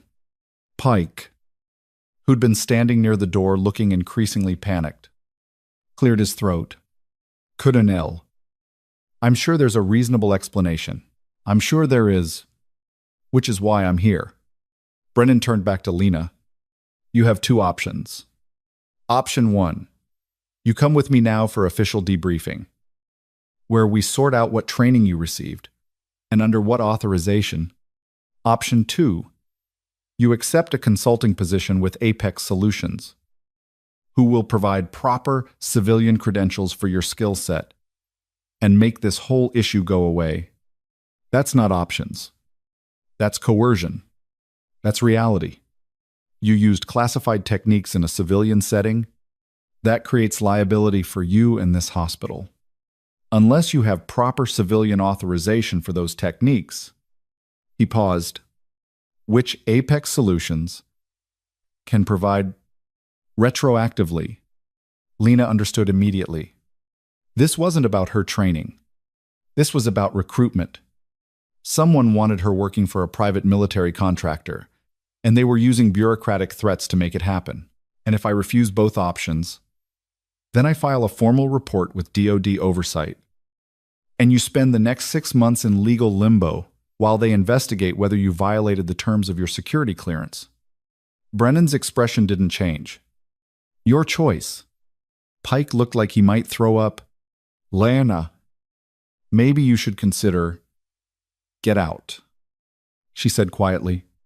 What? Not you? Colonel. Lena's eyes never left Brennan. I mean, get out of my hospital. You don't have jurisdiction here. You don't have authority to question me without legal counsel present.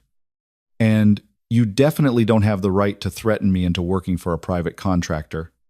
Brennan's facade cracked slightly. Ms. Ashford, I know my rights. I know the law. And I know when someone's running a con.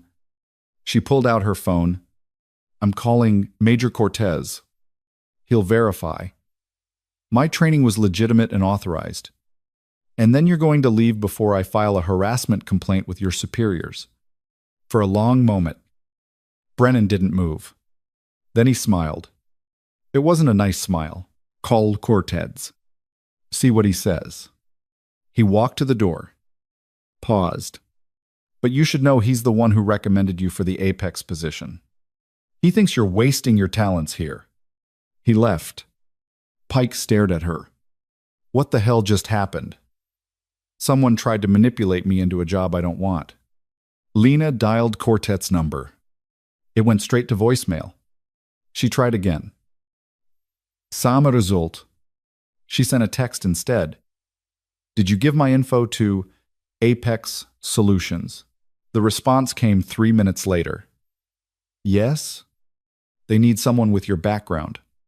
It's good money and important work. You should take it. Lena read the message twice, then put her phone away. Lena Pike looked genuinely concerned now. What's going on? Nothing.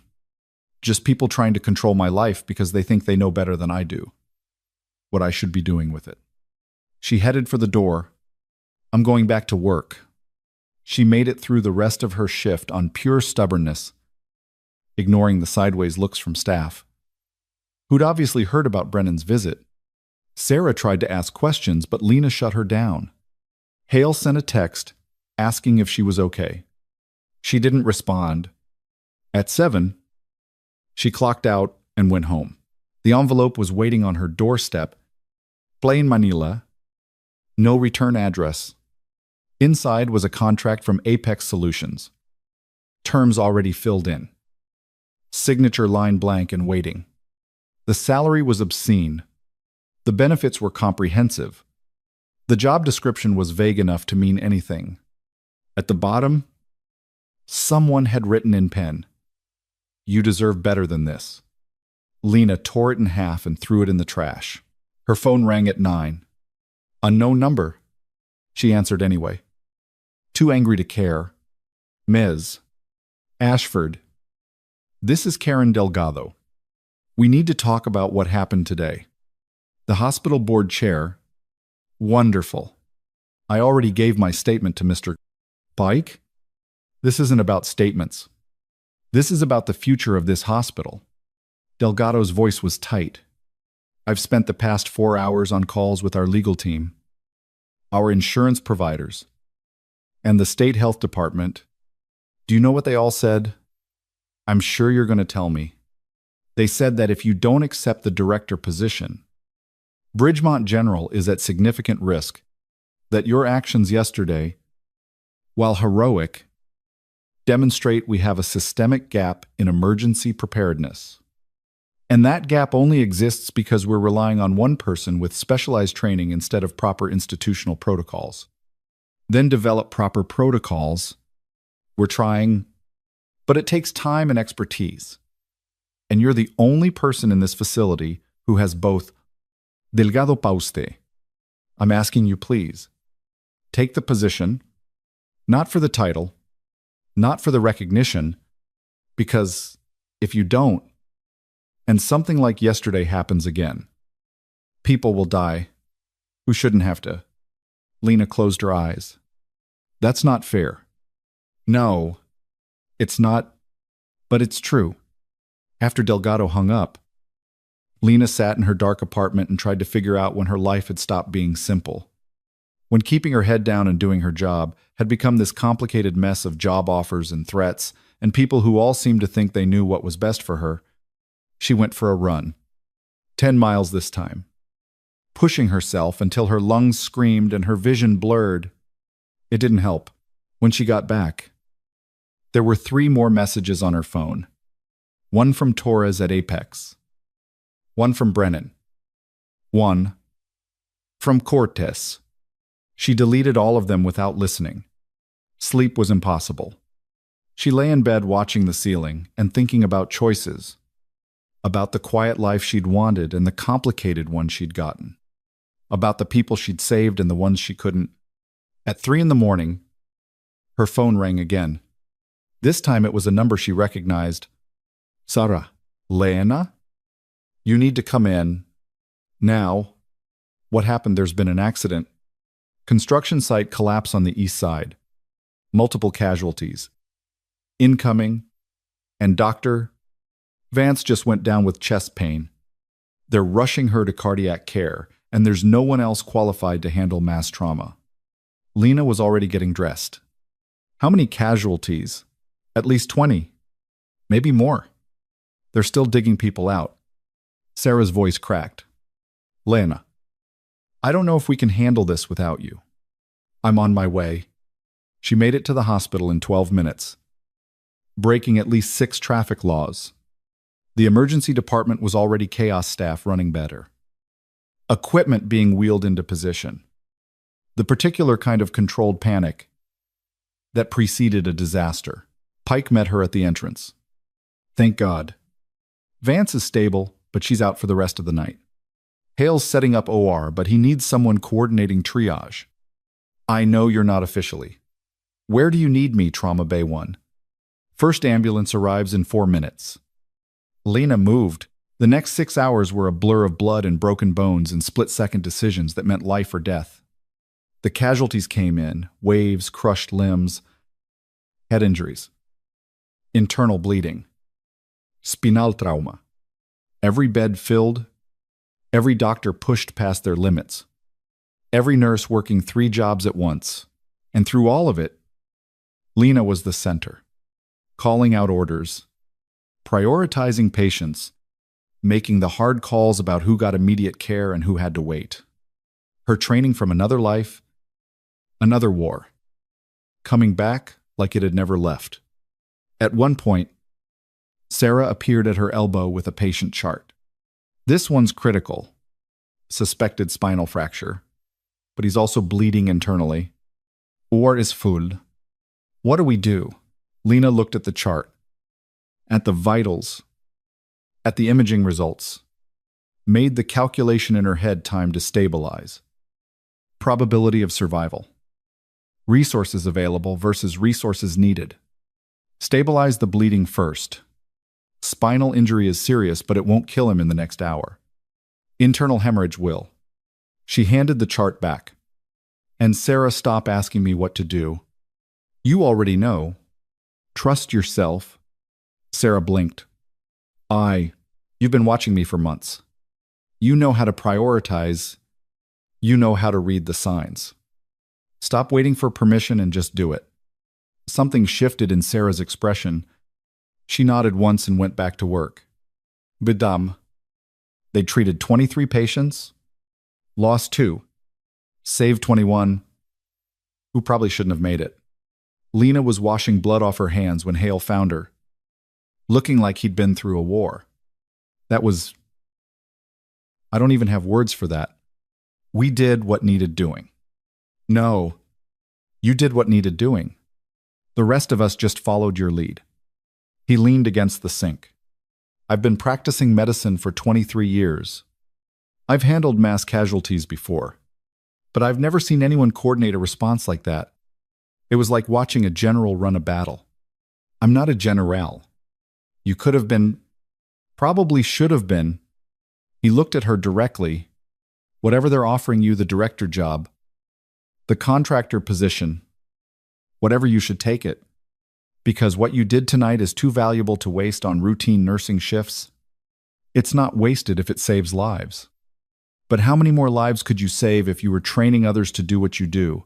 If you were setting up systems so every hospital could respond like we did tonight? Hale pushed off the sink. Think about it. After he left, Lena stood there, staring at her reflection in the mirror. She looked tired, older than 32. Like someone who'd seen too much and carried too much and was running out of places to hide from it. Her phone buzzed. Text from Delgado. I heard what you did tonight. The offer still stands. Please. Then one from Torres at Apex. Impressive work. My offer stands too. You know where to find me. And finally, one from Cortis. Heard you saved 21 lives tonight. Proud of you?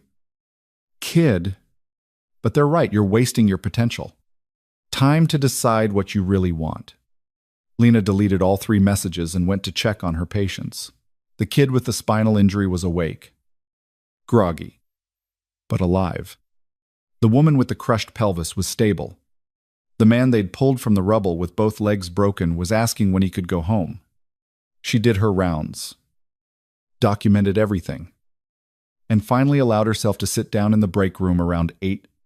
Sarah found her there 20 minutes later, holding a cup of coffee that had gone cold. You okay? Fine? You're lying. You do this thing where you get really still when you're not fine. Sarah sat down across from her. What's going on? Lena considered deflecting. Then she was too tired to bother. Everyone wants me to be something I'm not. Take some big important position. Make some big important difference. And I just want to come to work, keep people alive, and go home. Is that really what you want? Or is that what feels safe? The question landed harder than it should have. I don't know anymore. Lena admitted. Well, for what it's worth. Sarah leaned forward. Whatever you decide, I'm glad you were here tonight. We all are. After Sarah left, Lena sat in the quiet break room and tried to imagine a future where she took one of these offers, where she became a director or a consultant or whatever else people thought she should be. She couldn't picture it. What she could picture was more nights like this, more lives, saved by the narrowest margins. More moments where her training and her instincts were the only things standing between survival and tragedy. Maybe that was enough. She was heading for the locker room to change when her phone rang again. Cortez. Actual call this time. Not a text. She answered, "Make it quick. We have a problem." His voice was clipped. "Urgent. Remember the patient you treated last month? The classified one." "Yes. They're missing. Disappeared from the secure facility 3 days ago. No tracce. No leads. No idea if they left voluntarily or were taken." Cortez paused. "And whoever has them knows they were at Bridgemont, which means they might come looking for information." Lena's entire body went cold. What kind of information? Medical records? Treatment details? Anything that might tell them about the patient's condition or capabilities? Another pause. "Lena, if someone shows up asking questions about that day, you don't answer. You don't confirm or deny. You call me immediately." "Understood." "Understood. I'm serious. This patient is high value enough that people have killed for less. If someone connects you to their treatment," I said. "I understood." Cortez was quiet for a moment. "Watch your back." "Kid." The line went dead. Lena stood in the hallway, phone in hand, and felt the careful walls she'd built around her new life start to crack. She'd thought leaving the military meant leaving the danger behind. The secrets, the weight of knowing things people would kill to protect. She'd been wrong, and now someone was missing. Someone she'd saved. Someone whose survival had been important enough to bring federal agents and tactical units into a civilian hospital.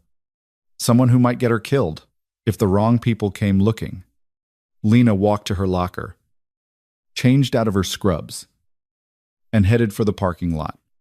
The morning sun was bright and harsh, turning everything sharp-edged and unforgiving. Her car was where she'd left it. Same dent in the passenger door. Same expired inspection sticker. But taped to the windshield was a photograph. Lena pulled it free. Hands steady, despite the adrenaline spiking through her system. The photo showed her standing in the trauma bay 4 weeks ago, working on the classified patient. The angle suggested it had been taken from outside the hospital, through a window, with a telephoto lens.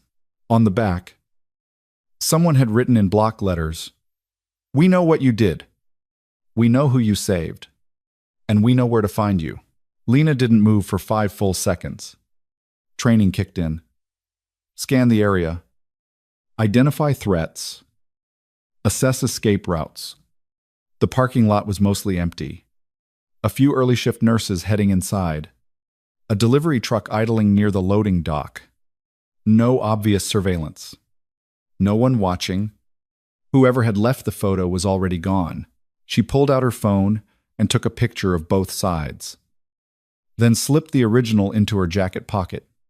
Her fingers wanted to shake. She didn't let them. Cortez answered on the second ring. "That was fast.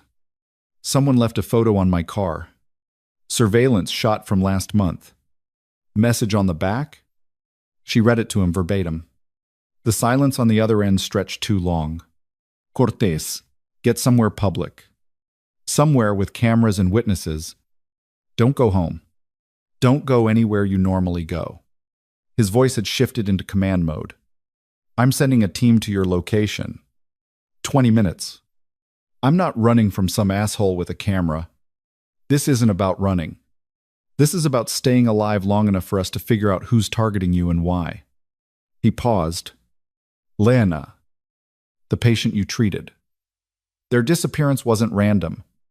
Someone with serious resources took them, and now they're tying up loose ends. I'm a loose end. You're the person who kept them alive long enough to become valuable, which makes you either a witness or leverage, depending on who's asking." Cortez's tone hardened. "Stay in public. My team will extract you to a safe location. We'll sort this out. No? What I'm not disappearing into protective custody. I have patience. I have a job." Lena scanned the parking lot again. "Send your team if you want. But I'm not hiding. Lena, She hung up and walked back inside the hospital. The emergency department was quieter now, the overnight chaos settling into morning routine. Sarah was at the nurse's station, updating charts. She looked up as Lena approached. "I thought you left already. Change of plans? I need you to do something for me, and not ask questions." Sarah's expression shifted. "What kind of something, if anyone comes here asking about me, and I mean anyone? We doesn't matter what credentials they show you. Tell them I'm not here. You haven't seen me. You don't know where I am." "Lena, what's going on?" "The less you know, the safer you are." Lena pulled out a piece of paper, wrote down Cortez's number. "If something happens, call this number. Ask for Major Cortez. Tell him exactly what you saw and when." Sarah took the paper, her hands not quite steady. "You're scaring me." "Good. Scared keeps you careful." Lena squeezed her shoulder once. "I need to check something in medical records. If I'm not back in an hour, use that number." Medical records was in the basement, a windowless maze of filing cabinets and outdated computer systems that the hospital kept promising to upgrade.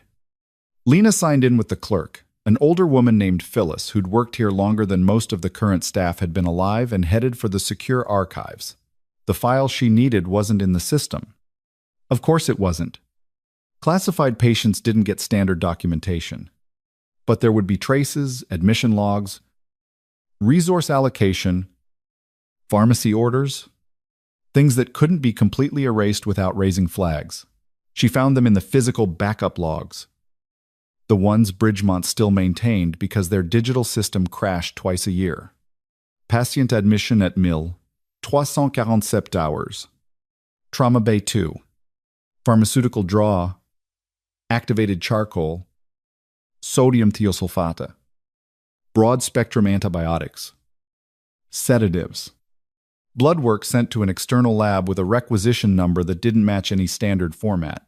Lena photographed each page with her phone, then cross-referenced the external lab number against the hospital's vendor database. It came back as a shell company. Address listed as a P.O. box in Virginia. No phone number. No website. She was photographing the last page when Phyllis appeared in the doorway. "Miss Ashford, there are some men here to see you. They said it's urgent." "What kind of men?" "The kind with badges and attitudes." Phyllis's expression suggested she didn't approve. "They're waiting in the main office." Lena's tactical brain ran calculations. Front entrance covered. Basement exit would take her past security.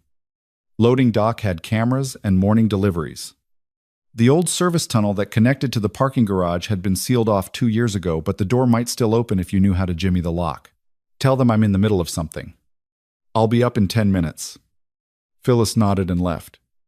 Lena gave her 3 minutes, then headed for the service tunnel. The door was exactly where she remembered. Hidden behind a maintenance cart and marked with a faded authorized personnel, only sign that nobody had paid attention to in years. The lock was corroded but functional. Lena pulled a paper clip from her pocket, straightened it, and worked the mechanism the way a staff sergeant had taught her during a very boring deployment in Germany. 30 seconds later, the lock clicked open. The tunnel was dark and smelled like mold and forgotten things. Emergency lighting strips along the floor provided barely enough illumination to navigate by. Lena moved quickly, counting steps, orienting herself by the slight upward slope that meant she was heading toward the parking structure. She was halfway through when she heard footsteps behind her. Not running, walking, confident.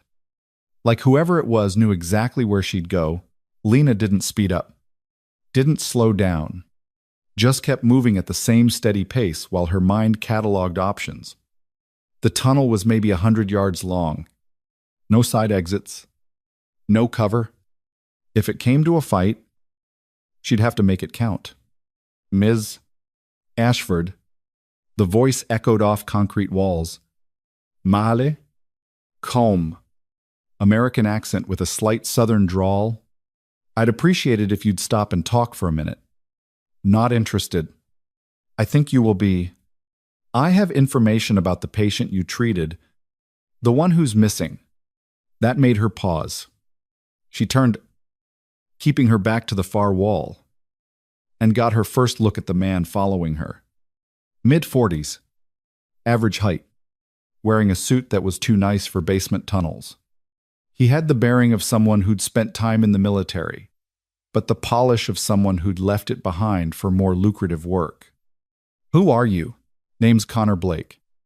I work for a private security firm that was contracted to protect your missing patient. He stopped about 15 feet away, hands visible and empty. I'm not here to hurt you. I'm here because you might be the only person who can help me find them before someone else does. Why would I help you? Because the people who took them, they're not just after the patient. They're after everyone who had contact during that hospital stay. Medical staff, security personnel, anyone who might know something useful. Blake's expression was serious. 3 people are dead already. I'm trying to make sure you're not number 4. Lena's hands stayed loose at her sides. Ready. 3 people. 2 paramedics who transported the patient. 1 federal agent who was part of the security detail. Blake pulled out his phone slowly, turned it toward her. Found them yesterday. Professional hits? Clean. Quick. The photos on his screen showed exactly what he'd described. Crime scene images. Bodies positioned with the kind of precision that came from training and practice. How do I know you're not the one who killed them? You don't. But if I wanted you dead, you'd already be dead. I've been following you since you left the hospital the first time this morning. Had 3 clear shots. Didn't take any of them. He pocketed his phone. I need your help. Ms. Ashford. And whether you believe it or not, you need mine. What kind of help? The patient was dosed with something before they disappeared. Something that requires ongoing medical management or they'll die within 72 hours. That was 3 days ago. Blake took a step closer. You treated their initial exposure. You know their medical history, their complications, their baseline vitals. I need that information to figure out where they might be taken for treatment. That information is classified. That information is the difference between finding them alive or finding them dead. His jaw tightened. I know you don't know me. I know you have no reason to trust me. But those 3 people who died, they didn't talk. They didn't cooperate. They got killed anyway because someone wanted to make sure this trail went cold. Lena studied him, looking for tells. For the micro-expressions that indicated lying, he was either very good or very honest. She couldn't tell which, even if I wanted to help. I don't have access to those records. They were scrubbed from the system. But you remember. Combat medics have to memorize patient details because you can't always write things down. Blake's expression softened slightly. I read your service record. The real one. Not the sanitized version. I know what you did over there. I know you're the kind of person who remembers every patient, every injury, every treatment. He wasn't wrong. If I give you information and you're lying, I've just handed classified medical data to a hostile actor, and if you don't give it to me and the patient dies, you've killed someone. You saved. Blake spread his hands. Your call. Mom, but make it fast. Because whoever left that photo on your car is probably watching the hospital right now, waiting to see what you do next. Lena made a decision she'd probably regret. The patient had compound exposure, chemical agent, plus shrapnel trauma. I treated for isocyanate poisoning, but there were secondary complications, liver damage, possible kidney involvement. They'd need dialysis within 72 hours or the toxin buildup would cause systemic failure. Blake pulled out a small notepad, started writing. Dialysis means a medical facility. Private clinic. Maybe. Somewhere off the books. Ora mobile unit. Military-grade equipment isn't that hard to get if you have money and connections. Range of mobility. With proper care, they could be anywhere. Without it, Lena calculated in her head, they're either already at a facility or they're dying in transit. Blake finished writing and looked up. One more question. During treatment, did you notice anything unusual? Anything that might indicate why someone would want this person badly enough to kill for them? Lena thought back to that day. The patient on the gurney. Unconscious, but stable. The wounds that suggested combat exposure. The federal agents and the classified designation that meant she wasn't supposed to ask questions. But there had been something, a detail she'd noted and filed away because it didn't fit the official story. They had surgical scars. Old ones. Maybe 5 years. Cranial access points consistent with neural implant procedures. Blake's pen stopped moving. Neural implants. Experimental military tech. I saw similar scars on Spec Ops personnel during my second deployment. They were testing some kind of brain-computer interface for tactical applications. Lena met his eyes. Whatever your patient knows, it's not just information. It's hardwired into their neurology. Jesus? Blake's face had gone pale. That's why they're not dead yet. Someone needs them alive to extract the data, which gives you a timeline, however long that extraction takes. And if they resist, then whoever has them will get creative. And medical? Lena's voice was flat. You should go. If you're right about being followed, this conversation just made both of us targets. Blake nodded, already moving toward the parking garage exit. He paused at the door. For what it's worth, thank you, and watch your back. Then he was gone. Lena waited 30 seconds, then headed back the way she'd come. The tunnel seemed longer in reverse. Every shadow a potential threat. She emerged into the medical records room, locked the service door behind her, and took the stairs up to the main floor. Phyllis was waiting at the nurse's station, looking worried. Those men are still here. They're asking a lot of questions about you. What kind of questions? Personal information. Your schedule? Where you live. I told them we don't give out employee data without authorization. Phyllis handed her a business card. The one in charge left this. Said you should call him. The card read Special Agent Marcus Webb. Federal Bureau of Investigation. Not DOD. Not military. VB. Lena pocketed the card and headed for the break room. She needed coffee and 5 minutes to think without someone watching her. She got neither. Agent Webb was waiting in the break room, sitting at one of the tables, like he had every right to be there. He was younger than she'd expected.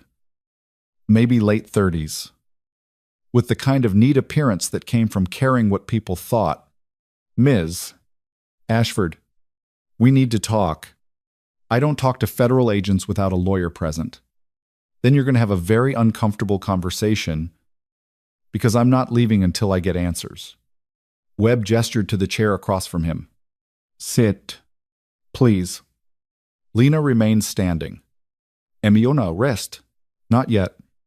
But you are a person of interest in an ongoing investigation involving the disappearance of a federal witness, 3 homicides, and possible espionage.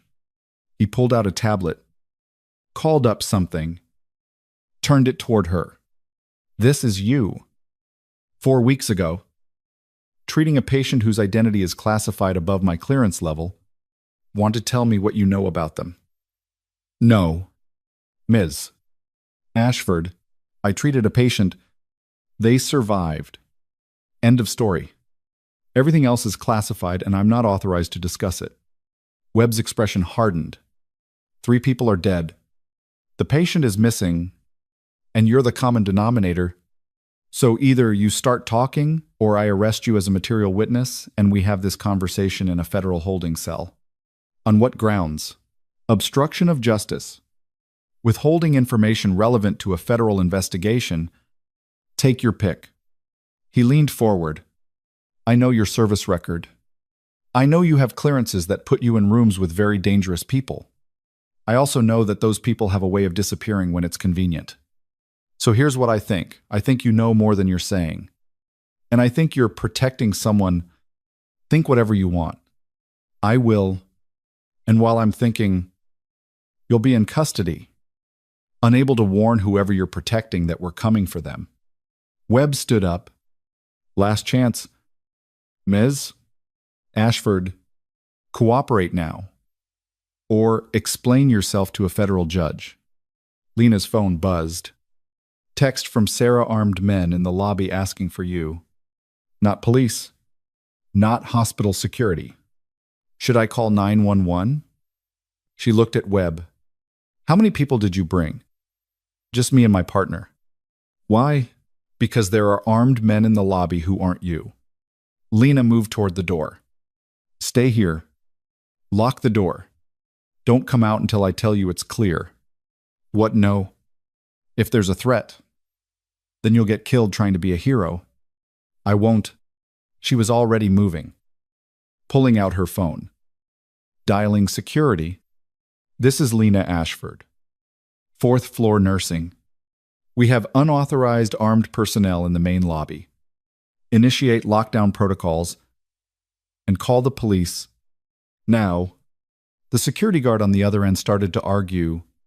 Lena hung up and called Cortez instead. He answered immediately. Where are you? Still at the hospital. We have a situation. Multiple hostile. Probably the same people who took the patient. FBI is here too. It's about to get messy. My team is 5 minutes out. Can you hold that long? I'll have to... Lena reached the stairwell. We started climbing toward the 4th floor. Higher ground. Better sight lines. More options. Cortez. If this goes bad, it won't. You're too stubborn to die. He paused. 5 minutes. Kid. Just stay alive for 5 minutes. The line went dead. Lena hit the 4th floor and immediately started moving toward the trauma bay. If this was going to turn into a firefight, she needed supplies and equipment. Medical supplies could be weaponized if you knew what you were doing. And she definitely knew. Sarah met her in the hallway. Eyes wide. What's happening? Get everyone out. Use the north stairwell.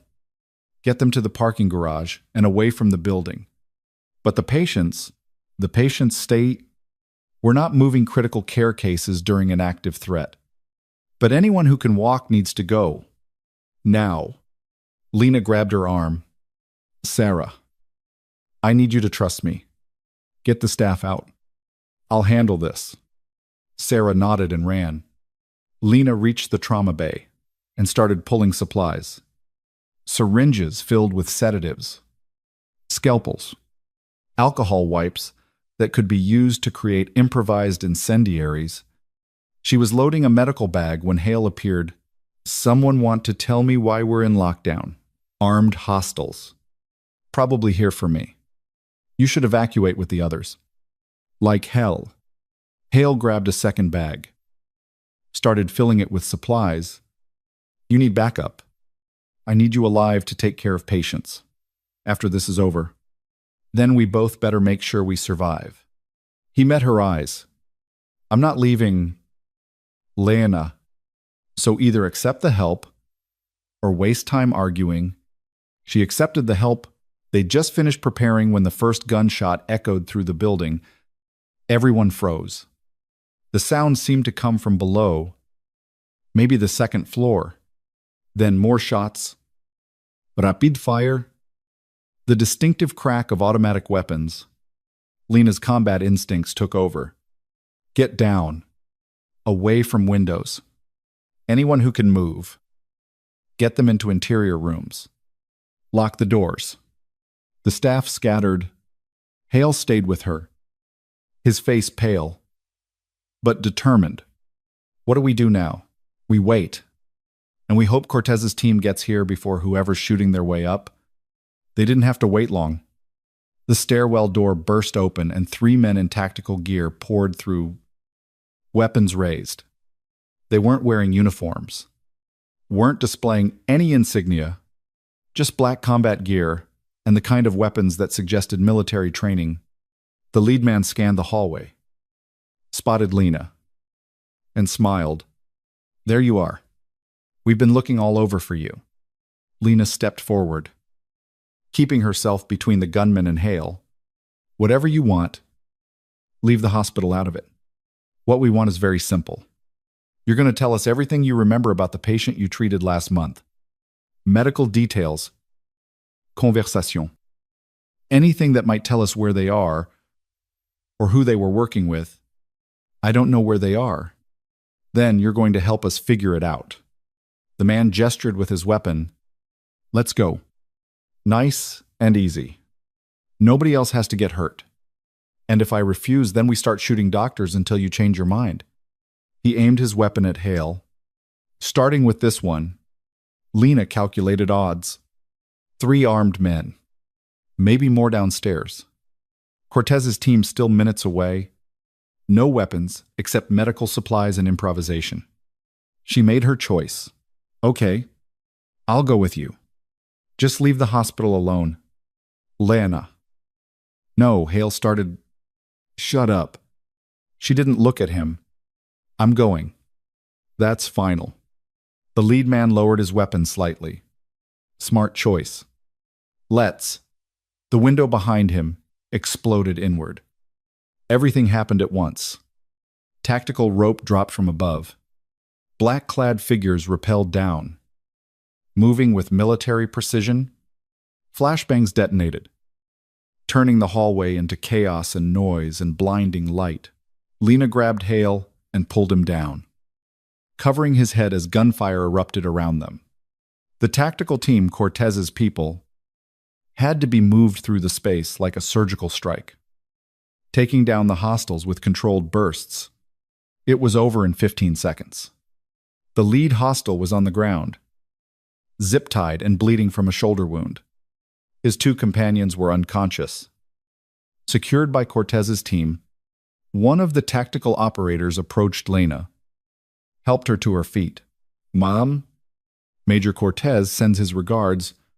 We need to get you out of here." "Not yet. I have patients who need ma'am." "With respect, you're the asset. We're here to protect. The patients are secondary." He gestured toward the broken window. "We have extraction ready. Helicopter on the roof. We need to move."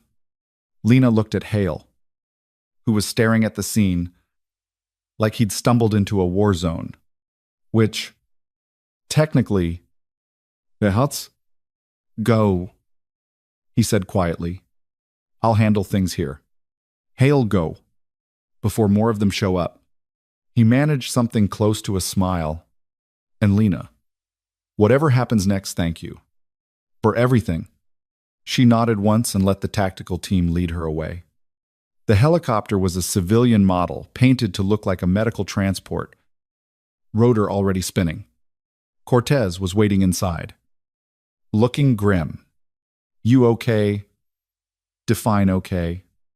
"Alive and not shot. That's my current bar for okay." He gestured for her to sit.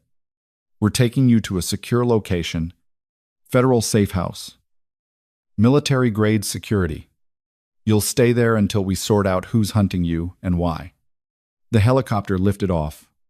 Through the window, Lena could see Bridgemont General shrinking below them. Emergency vehicles flooding the parking lot. Staff evacuating through multiple exits. The life she'd built over 8 months becoming smaller and smaller until it was just another building in a city full of buildings. "How long?" she asked. "Until you're secure, unknown. Could be days. Could be weeks." Cortez pulled out a tablet, started reviewing something. "We captured 3 hostiles. They're already lawyered up, but we'll break them eventually. Find out who sent them and what they're really after. They wanted information about the patient. Medical details. We figured what we don't know is why. The patient's knowledge was valuable. Sûr. But not kill 3 people and storm a hospital valuable. He looked at her. Unless there's something else. Something you noticed that you didn't put in any report. Lena thought about the neural implant scars. The conversation with Blake in the tunnel. The pieces that didn't quite fit together. The patient wasn't just carrying information. They were the information. Neural implants. Military grade. Whatever data they had was literally part of their brain. Cortez went very still. You're sure I've seen the scars before? Spec ops personnel. Experimental programs. Whoever took them didn't just want what they know. They wanted direct access to their neurology. Christ. Cortez ran a hand through his hair. That changes everything. If someone has extraction tech capable of pulling data from neural implants, then they have access to every classified operation that patient was involved in. Every mission, every contact, every piece of intelligence stored in their head. Lena met his eyes. That's not just valuable. That's apocalyptic. The helicopter banked hard, heading east toward the mountains. Cortez was already on his phone, making calls, escalating the situation up whatever chain of command he answered to. Lena sat back and watched the landscape blur past below. She thought about the patients she'd left behind, about Sarah and Hale and the normal life that had just been ripped away, about choices and consequences and the way the past never really let you go. Her phone buzzed. Message from an unknown number. You made a mistake talking to Blake. Now you're complicit. Now you're a target. And now you're going to help us whether you want to or not. Attached was a video file. Lena's hands went cold as she opened it. The footage showed her apartment, her bedroom. Specifically, someone had been inside, had set up a camera, had been watching.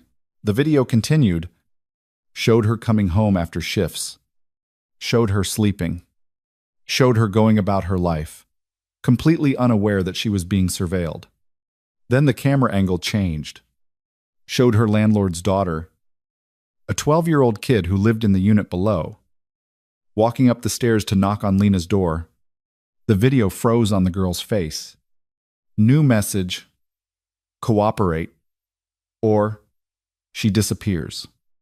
You have 24 hours to decide. We'll be in touch. Lena stared at the frozen image of the girl's face. 12 years old. Braces. Hair in a ponytail. She'd knocked on Lena's door 3 weeks ago, asking to borrow eggs for a school project. Cortez. Her voice came out flat. Dead? We have a problem. He looked up from his phone, saw her expression, and immediately moved closer. She handed him her phone without a word. His face went hard as stone. When did this come in? 30 seconds ago. He replayed the video twice, then started making calls. I need a protection detail at this address immediately. Civilian minor. Age 12. Potential kidnapping target. Yes. I'll hold. He covered the phone. Lena. Listen to me. This is a bluff. They're trying to force you into making a mistake. You don't know that. I know that grabbing a kid in broad daylight is high risk with low reward. They're banking on you panicking and doing something stupid. His call connected. Yeah. I'm here. Send the team now. Full protection protocols. He hung up and focused on Lena. We're getting her somewhere safe. Her and her family. Witness protection. If necessary, that won't stop them. No. But it buys us time. Cortez pulled out his tablet. Started typing rapidly. I'm going to trace this message. Find out where it originated. Meanwhile, you're going to tell me everything you know about Blake. Who? Connor Blake. The man you talked to in the hospital tunnel. Don't look surprised. We have cameras everywhere. Cortez pulled up surveillance footage showing her conversation with Blake. He told you he was private security. That's half true. He works for Sentinel Group, which is a front for several intelligence agencies running black ops. He said 3 people were dead. They are, but he didn't tell you why. Cortez swiped to a new screen, showing personnel files, the two paramedics and the federal agent. They weren't killed to silence them. They were killed because they helped facilitate the patient's escape. Lena's brain recalibrated. Escape. Not kidnapping. Correct. The patient went voluntarily, disappeared from a secure facility with inside help, taking classified neural implant technology with them. Blake's job is to recover both before they end up in hostile hands. Cortez looked at her directly. He used you, Lana, fed you just enough truth to get the medical information he needed. The dialysis timeline, which narrows down where the patient could be by several hundred miles. You just gave him a tactical advantage. Cortez closed the tablet, and now whoever Blake is working against knows you're a resource, which is why they're threatening the kid. They want you to lead them to the patient before Blake finds them. The helicopter began its descent. Through the window, Lena could see a compound built into the mountainside concrete bunkers, guard towers, enough fencing to suggest serious security. What do you want me to do? Right now, nothing. Let us handle this. The helicopter touched down. Once we're inside, I'll brief you on everything we know.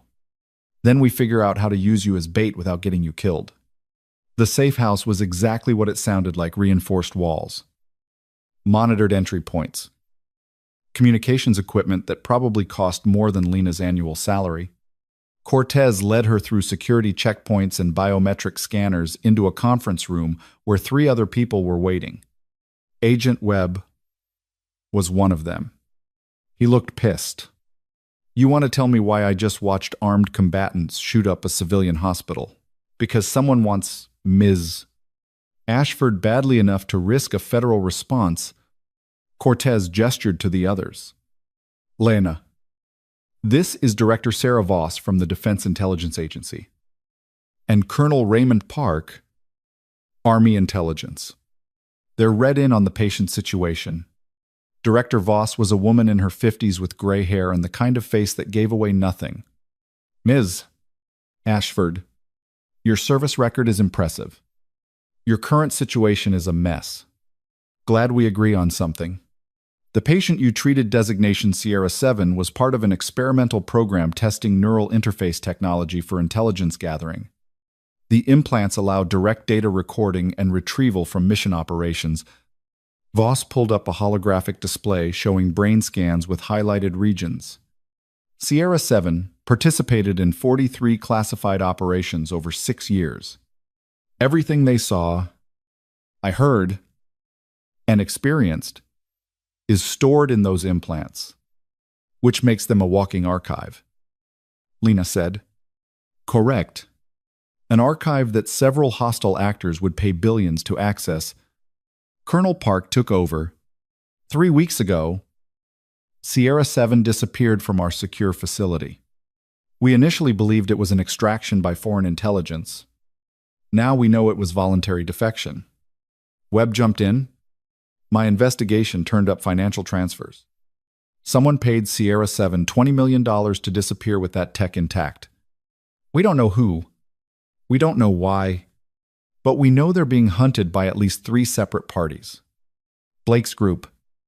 Lena said. Whoever just attacked the hospital. And you. Four parties. The people who paid for the defection want their investment protected. Cortez brought up a map covered in markers. We've tracked possible locations based on the medical requirements you described. Dialysis-capable facilities. Within the probable travel radius, it's still a list of 47 possibilities. Lena studied the map. You're missing something. The neural implants they'd need specialized maintenance too. Not just dialysis. Someone with expertise in that specific technology. Director Voss and Colonel Park exchanged glances.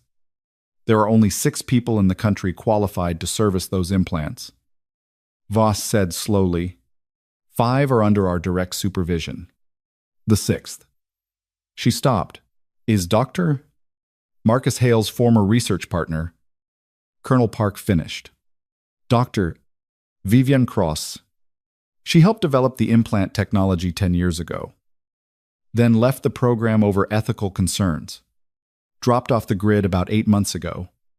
8 months? The same time Lena had started working at Bridgemont General. Where was she last seen? Lena already knew the answer. Millbrook. Teaching at the University Medical School, Voss pulled up Cross's photo. She resigned her position abruptly and disappeared. We assumed she'd gone into private practice somewhere. But if she's the one maintaining Sierra 7's implants, then she's the key to finding them. Lena's mind was racing. Hale would know. They worked together for years. He'd know her patterns. Her contacts. We can't involve Dr. Hale. Webb said immediately. He's a civilian. No clearance. And after what just happened at his hospital, he's already involved. And he's not stupid. Lena pulled out her phone. I'm calling him. Cortez grabbed her wrist. Absolutely not. We don't know who's monitoring communications. Then give me a secure line. They argued for 3 minutes before Voss made the call. Gave Lena a satellite phone with encryption that probably violated 6 international treaties. Hale answered on the second ring. Lena, where are you? The FBI has been asking. I'm safe. I can't tell you where, but I need information about Vivian Cross. Silence. Then how do you know about Vivian? Because she's connected to what happened today, to the patient I treated, to everything. Lena kept her voice level. Where would she go if she needed to disappear? If she needed privacy and resources to work on something classified, Vivian doesn't disappear. She prepares. Hale's voice was thoughtful. When we worked together, she always had contingency plans, safe locations, stockpiled supplies. She used to joke about having a bunker somewhere for when the world ended. That's not helpful.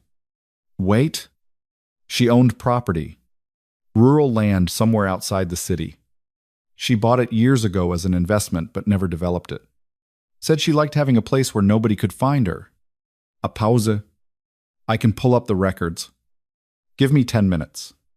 You have 5? Lena hung up and looked at the group. He'll find it. And if he doesn't, Webb asked, then we use me as bait like Cortez suggested. Set up a meeting with whoever sent that threat. Draw them out, using a 12-year-old as leverage. Voss said, that's unacceptable. Then get her somewhere safe before they realize I'm not playing along. Lena met her eyes. I didn't ask for this. Didn't want to be part of whatever classified nightmare you people are running. But I'm here now and that kid is in danger because of me. So either we end this fast, or more people die. Your choice. Voss considered her for a long moment. Colonel Park. Coordinate with local PD. Get the girl and her family into protective custody within the hour. Webb. Work your FBI contacts. I want to know who's funding the defection and why. Cortez. Prep extraction protocols in case Ms. Ashford's plan goes south. Everyone scattered except Cortez, who stayed behind, looking worried. You know this is a trap, right? Whoever sent that message wants you to react, wants you to expose yourself. I know, and you're doing it anyway. The kid didn't ask to be part of this either. Lena checked her phone. 4 minutes since Hale's call. We're running out of time. The deadline is 24 hours. If we don't move fast, her phone buzzed. Message from Hale with an attachment property records showing a 100-acre parcel in the mountains. 2 hours outside Millbrook. Registered to a shell company. Last known activity, 6 months ago. Lena forwarded it to Cortez. That's where they are. He pulled up satellite imagery. The property showed a main structure looked like an old research facility, maybe Cold War era, surrounded by dense forest. No visible security, but that meant nothing. If Sierra 7 is there, They're well protected. We can't just storm the place. Cortez zoomed in on access roads. We need confirmation before we commit resources. Then send me in. Solo reconnaissance. I verify Sierra 7's location. Extract. If possible. The signal for backup, if not. You're not trained for infiltration. I'm trained for field medicine in hostile environments. Same skill set. Different application. Lena pointed at the facility. They need medical support. Or Sierra 7 dies. That means Dr. Cross is there. That means I can walk in with a cover story about needing to consult on a patient, get eyes on the situation, and report back. Webb returned before Cortez could respond. We've got a problem. The girl and her mother are gone. Neighbors say they left in a hurry about an hour ago. Father's at work. Unreachable. Lena's stomach dropped. They were taken, or they ran. We don't know yet. Webb pulled up traffic camera footage. We're tracking their vehicle now. Headed east on Route 40. Toward the mountains. Toward the facility. It's not a coincidence. Lena said. Someone tipped them off. Told them to run. And now they're being herded exactly where we need to go. Cortez swore quietly. This whole thing is orchestrated. The threat. The deadline. The location reveal. Someone wants all the pieces in one place. Blake. Lena said. He's running his own operation. Used me to narrow down locations. Now he's setting up a convergence point. Get everyone in one place and sort it out with bullets. Director Voss returned with Colonel Park. We just intercepted communications. Sentinel Group has a tactical team moving on the facility. ETA. 90 minutes. If we're going to act, it has to be now. Lena was already moving toward the door. Get me a vehicle and a wire. I'm going in. Absolutely not. Voss started. You don't have a choice. That kid is headed into a combat zone because someone used her as bait. I'm the only one who can walk into that facility without triggering an immediate firefight. So either authorize this or get out of my way. Voss and Park conferred quietly. Then Voss nodded. Fine. But you're not going alone. Cortés. Assemble a small team. Light footprint. Medical cover story. If shooting starts, you extract Ms. Ashford and let the tactical team sort it out. 20 minutes later, Lena was in an unmarked SUV with Cortez and two operators who looked like they ate special forces training for breakfast. They were heading up a mountain road, armed with medical supplies and enough concealed firepower to level a building. The cover story is you're a trauma specialist consulting on a critical patient. Cortez said, reviewing the plan. Doctor, Cross knows you from reputation. She'll believe you're there to help. And when she realizes I'm there to verify Sierra 7's location, then you improvise. You're good at that. He handed her an earpiece. Comms stay open. Anything feels wrong. You signal. And we come in hard. The facility appeared through the trees exactly like the satellite images, but more rundown. The main building was concrete and steel, probably built during some forgotten Cold War project. A single vehicle was parked outside. Lights on in several windows. Cortez's team set up a perimeter, while Lena approached the entrance alone, carrying a medical bag. The door was unlocked. She pushed it open and stepped inside. The interior had been converted into a functional medical facility, diagnostic equipment, monitoring stations, a makeshift surgical suite, and in the center, connected to a dialysis machine, was Sierra 7. They looked worse than when Lena had treated them. Pale. Thin. The kind of sick that came from bodies slowly failing despite intervention. But alive? Doctor. Vivian Cross appeared from a side room, saw Lena, and froze. She was younger than her photo suggested. maybe mid-40s, with the kind of exhaustion that came from working impossible hours on impossible problems. "Who are you?" "Lena Ashford. I treated this patient 4 weeks ago at Bridgemont General. I'm here to consult on their ongoing care." Cross's hand moved toward something behind her back. "Probably a weapon. Nobody sent you. Nobody knows we're here." "Doctor, Marcus Hale knows. He gave me this location because he's worried about you. Because he knows whatever you're doing it alone and you're running out of time." Lena set down her medical bag, hands visible. "I'm not here to stop you. I'm here to help." "Help with what?" "Keeping your patient alive long enough to finish whatever extraction you're attempting." Lena gestured at the dialysis setup. "That's a temporary solution. They need a full system flush and neural implant recalibration. You can't do that alone." Cross's hand stayed where it was. "Why would you help me?" "Because there's a 12-year-old girl being used as leverage to get to me. And the only way I can protect her is by resolving this situation before the people hunting your patient turn it into a massacre." Lena took a step closer. "You know what's coming. Sentinel Group has a team 90 minutes out. Federal agencies are coordinating a response. This facility will be a war zone by nightfall. Either we get Sierra 7 stable enough to move, or they die here. They're not going anywhere. That's the whole point." Cross finally pulled her hand out. No weapon. Just a data drive. The implant extraction is complete. Everything Sierra 7 knows is on this drive. Once it's delivered to the buyer, they go free. New identity. New life. Away from people who treated them like a recording device. Who's the buyer? Does it matter?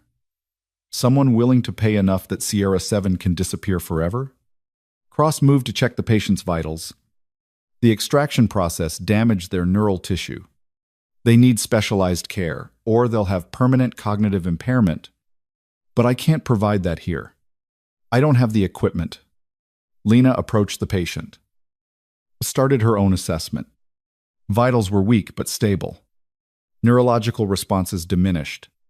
The dialysis was keeping them alive, but barely. How long do they have? 48 hours. Maybe less? Cross looked at her. "I know who you are. Ems. Ashford. I know your record. I also know you're here because someone sent you. So let's skip the pretense. Are you here to help or to extract information?" "Both. But the help comes first." Lena pulled out her phone. "Opened a secure line to Cortez. I need a full neural support setup delivered to this location. Imaging equipment. Surgical tools. Post-procedure monitoring. Everything required for implant trauma treatment. Lena, what are you doing?" Cortez's voice was tight. "Saving a life, which is what I do. Get me the equipment, or Sierra 7 dies. And this whole situation goes from bad to catastrophic." Silence. Then Voss's voice came through. "Approved. We're moving resources now. ETA 40 minutes. Cross was staring at her. "Why?" "Because despite everything, you're trying to save someone who was used and discarded by the same system that's hunting them now. I've been there. I know what it's like." Lena met her eyes. "But you need to understand the people coming won't stop. They'll kill everyone in this building to get that data drive. So, either we prepare for that or we find another way out." Before Cross could respond, the door burst open. The girl stumbled in first, shoved forward by a man in tactical gear. Her mother followed. Hands zip-tied, face bruised.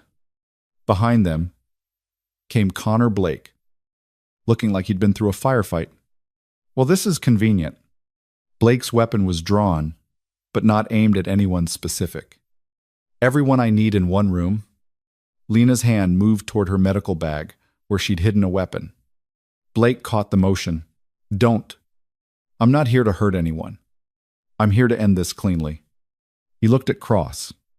Doctor, Cross, I need that data drive. Hand it over. And everyone walks away. That drive is worth $20 million. I'm not handing it over for free. You are if you want these two to live. Blake gestured at the girl and her mother. I know you. Doctor, you got into this mess because you have a conscience. So here's the deal. Give me the drive. I let everyone go. Keep it. And I start making this very unpleasant for people who don't deserve it. The girl was crying quietly, trying to be brave. Her mother was whispering something to her, probably telling her it would be okay. Both of them terrified and completely out of their depth. Lena calculated. Blake had the tactical advantage, but he was alone, which meant he'd left his team somewhere, probably waiting for his signal. Blake, you don't want to do this. The feds are 40 minutes out with a full response team. Sentinel Group is probably already in the area. You grab that drive, and you'll have to fight your way through multiple hostile forces. I've done it before. Blake's expression didn't change. Doctor, Cross. Last chance. Cross looked at Sierra 7. At the girl.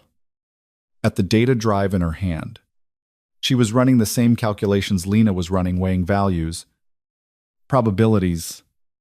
Acceptables. Then she made her choice. She threw the drive. Not to Blake. To Lena. Lena caught it on reflex.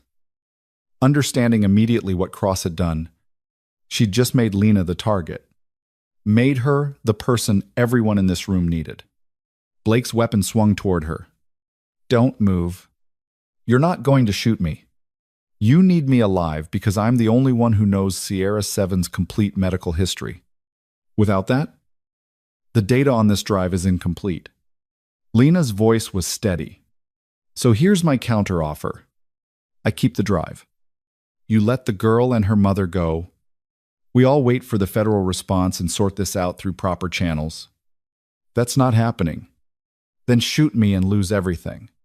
They stared at each other. Blake's finger on the trigger. Lena holding the drive. The girl crying. Cross standing over Sierra 7 like she could protect them from bullets. The standoff broke when the windows exploded. Tactical team. Full assault. Moving with the kind of precision that suggested military training. Blake went down under a pile of operators. Lena grabbed the girl and her mother. Pulled them behind the dialysis equipment.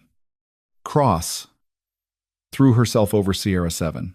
The room filled with smoke and shouting, and the particular chaos of a tactical insertion. When it cleared 30 seconds later, Blake was restrained. 3 new armed personnel were securing the facility, and Major Cortez was standing in the doorway looking simultaneously relieved and furious.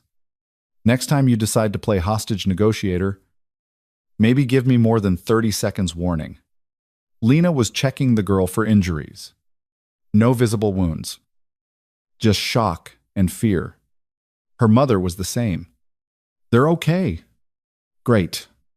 Now hand over the drive. Lena looked at the small device in her hand. Everything Sierra 7 had seen and done.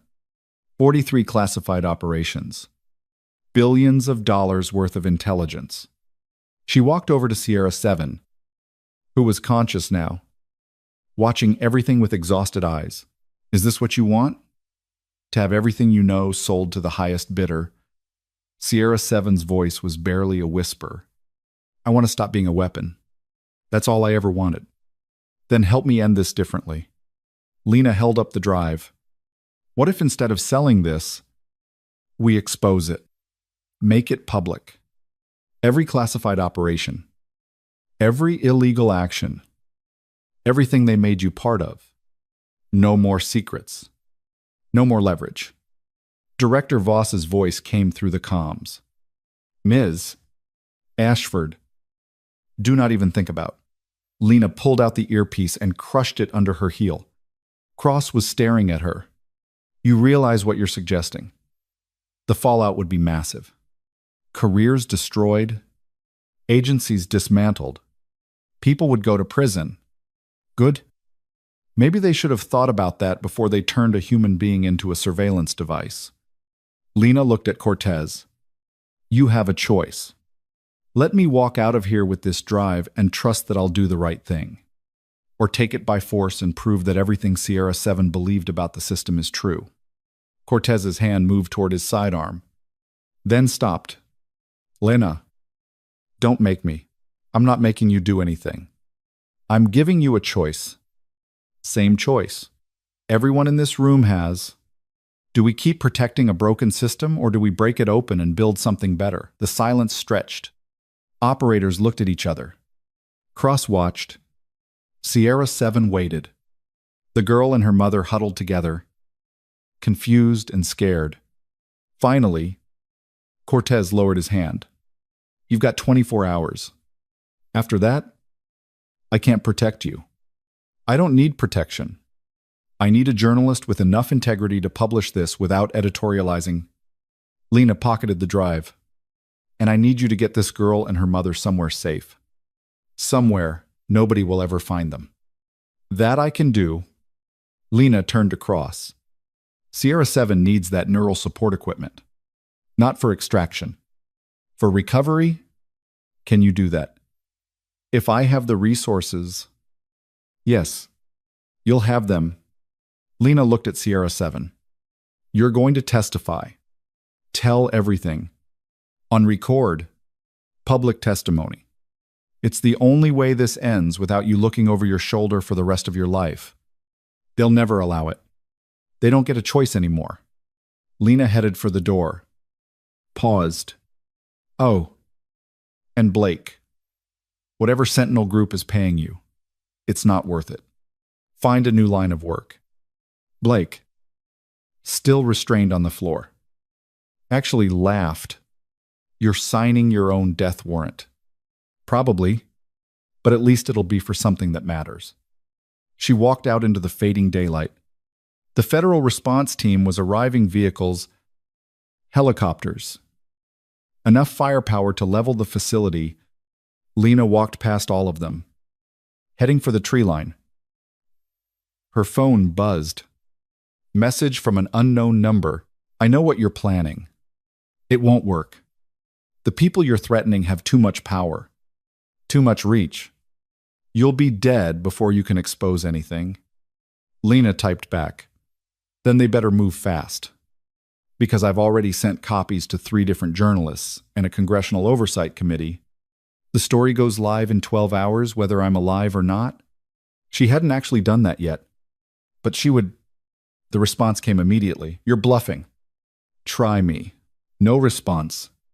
Lena made it to the tree line and kept walking. Behind her, she could hear Cortez shouting orders. Coordinating the cleanup. The girl and her mother were being evacuated. Sierra 7 was being loaded into a medical transport. Blake and his team were in custody. All the pieces moving into their final positions. Her phone rang. Darren Pike. Lena. Thank God. Are you all right? The hospital is still locked down and there are federal agents everywhere asking about you, and I'm fine. I'll be back in a few days. Buck. Lena. I don't think you understand. The board met this morning. They've decided that given the security risks and the ongoing investigation, they can't allow you to continue working here. I'm sorry. You're being formally terminated. Lena stopped walking. You're firing me. The board is concerned about liability, about patient safety, about covering their asses. That's not fair. Fair would have been protecting the staff instead of throwing me to the wolves the moment things got complicated. Lena's voice was cold. But you know what? You're right. I can't go back there. Not after what I've seen. Not after what I know. Lena. She hung up, 20 feet ahead. Someone was waiting in the shadows. Lena's hand moved to her weapon before she recognized the silhouette. Doctor. Marcus Hale stepped into the fading light. He looked exhausted. I got your location from Cortez. Told him I needed to talk to you before you did something stupid. He moved closer. Please tell me you're not actually planning to expose classified intelligence. I'm not planning to. I'm gonna. Lena. They'll kill you.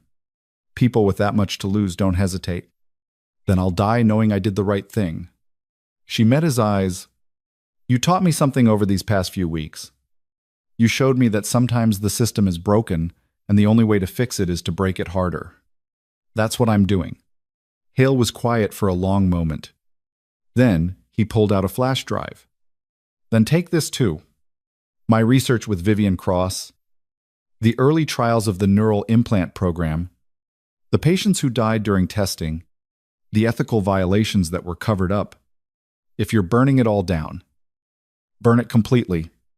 Lena took the drive. You'll lose everything. I already lost my integrity when I stayed quiet about what we did. Maybe this is how I get it back. He stepped back. For what it's worth, I'm proud to have worked with you, even if it was only for a few weeks. Hale, go. Before I change my mind and try to stop you. Lena went. She made it to a safe house. Cortez had arranged small apartment in a town whose name she didn't bother learning. She had her laptop, the 2 drives, and 12 hours before her self-imposed deadline, she started writing everything she knew, everything she'd seen, every piece of the puzzle assembled into a narrative that couldn't be ignored or dismissed. By hour 6, she'd contacted 3 journalists from major publications, sent them encrypted files with enough evidence to verify the story, gave them the 12-hour deadline. By hour 8, her phone was exploding with messages, threats, offers, people trying to bargain or intimidate or convince her to stand down. She ignored all of them. By hour 10, she'd finished the full report and uploaded it to a secure server with a dead man switch. If she didn't check in every 24 hours, the files would automatically release to every major media outlet in the world. At hour 11, someone knocked on the door. Lena grabbed her weapon and moved to the window. Checked the street. No vehicles. No visible threats. She opened the door with the gun behind her back. Director Voss stood there. Alone. Hands empty. Invisible. May I come in? Depends. Are you here to arrest me or kill me? Neither? I'm here to offer you a deal. Voss waited. Please. 5 minutes. Lena let her in but didn't lower the weapon. Voss sat at the small kitchen table, looking around the sparse apartment. You've put us in an impossible position. Good. The files you're threatening to release would destabilize multiple intelligence operations. Allied nations would lose faith in our ability to keep secrets. Enemies would gain strategic advantages. People would die. People are already dying. They're just the ones nobody cares about. Faire point. Voss pulled out a tablet. Here's what I'm authorized to offer. You hand over the drives. In exchange, we launch a formal investigation into the neural implant program. Full transparency. Independent oversight. Public hearings. The people responsible for the ethical violations will face consequences. I don't trust you. I know, but this is the best option available. You release those files. And yes, you'll expose corruption. You'll also expose field agents whose lives depend on their covers. You'll compromise operations that are actually protecting people. You'll cause collateral damage you can't control. Lena had thought about this, had run the calculations, had known there would be consequences. What happens to Sierra 7? Full immunity, medical support for their recovery, new identity and protection. They disappear completely. Voss leaned forward. And the girl who was threatened, she and her family get the same deal. Witness protection. New lives. Complete separation from this mess. And me, you go back to being a nurse. Somewhere quiet. Somewhere nobody will look for you. Voss paused. Or you accept a consulting position with Defense Medical Services. Help us rebuild protocols so this never happens again. Make sure the next generation of combat medics is treated as people, not equipment. It was a good offer. Better than Lena had expected, which meant it was probably a trap. I need guarantees. Written contracts. Congressional oversight. You'll have them. Voss slid the tablet across the table. Everything's here. Read it. Take your time. But Lena, you have to decide before that 12-hour deadline, because if those files go public, all bets are off, and I can't protect you from what happens next. Lena read the contract. It was comprehensive, detailed, covered every angle she could think of. She looked at the time, 90 minutes until the deadline. If I agree to this, what happens to the people who created this program, the ones who turned human beings into surveillance tools? They face investigation and prosecution. I can't guarantee convictions classified proceedings make that complicated, but they'll be held accountable. Not good enough. It's the best I can offer. Lena thought about Sierra 7, about the girl and her mother, about all the people caught in systems they didn't create and couldn't escape. She thought about the quiet life she'd wanted, the simple work, the anonymous existence. She'd never really wanted those things. She'd wanted to hide, to pretend the past didn't matter, but it did matter. It always had. I want one more thing. Lena said, the hospital that fired me this morning, Bridgemont General, I want a full review of their emergency protocols. I want the staff who spoke up about safety concerns protected. I want the administration that retaliated against them held accountable. Voss raised an eyebrow. That's outside my jurisdiction. Then find someone whose jurisdiction it is. Because if I'm trusting you to clean up your mess, you're going to help me clean up mine. Deal. Voss stood, offered her hand. Do we have an agreement? Lena looked at the hand.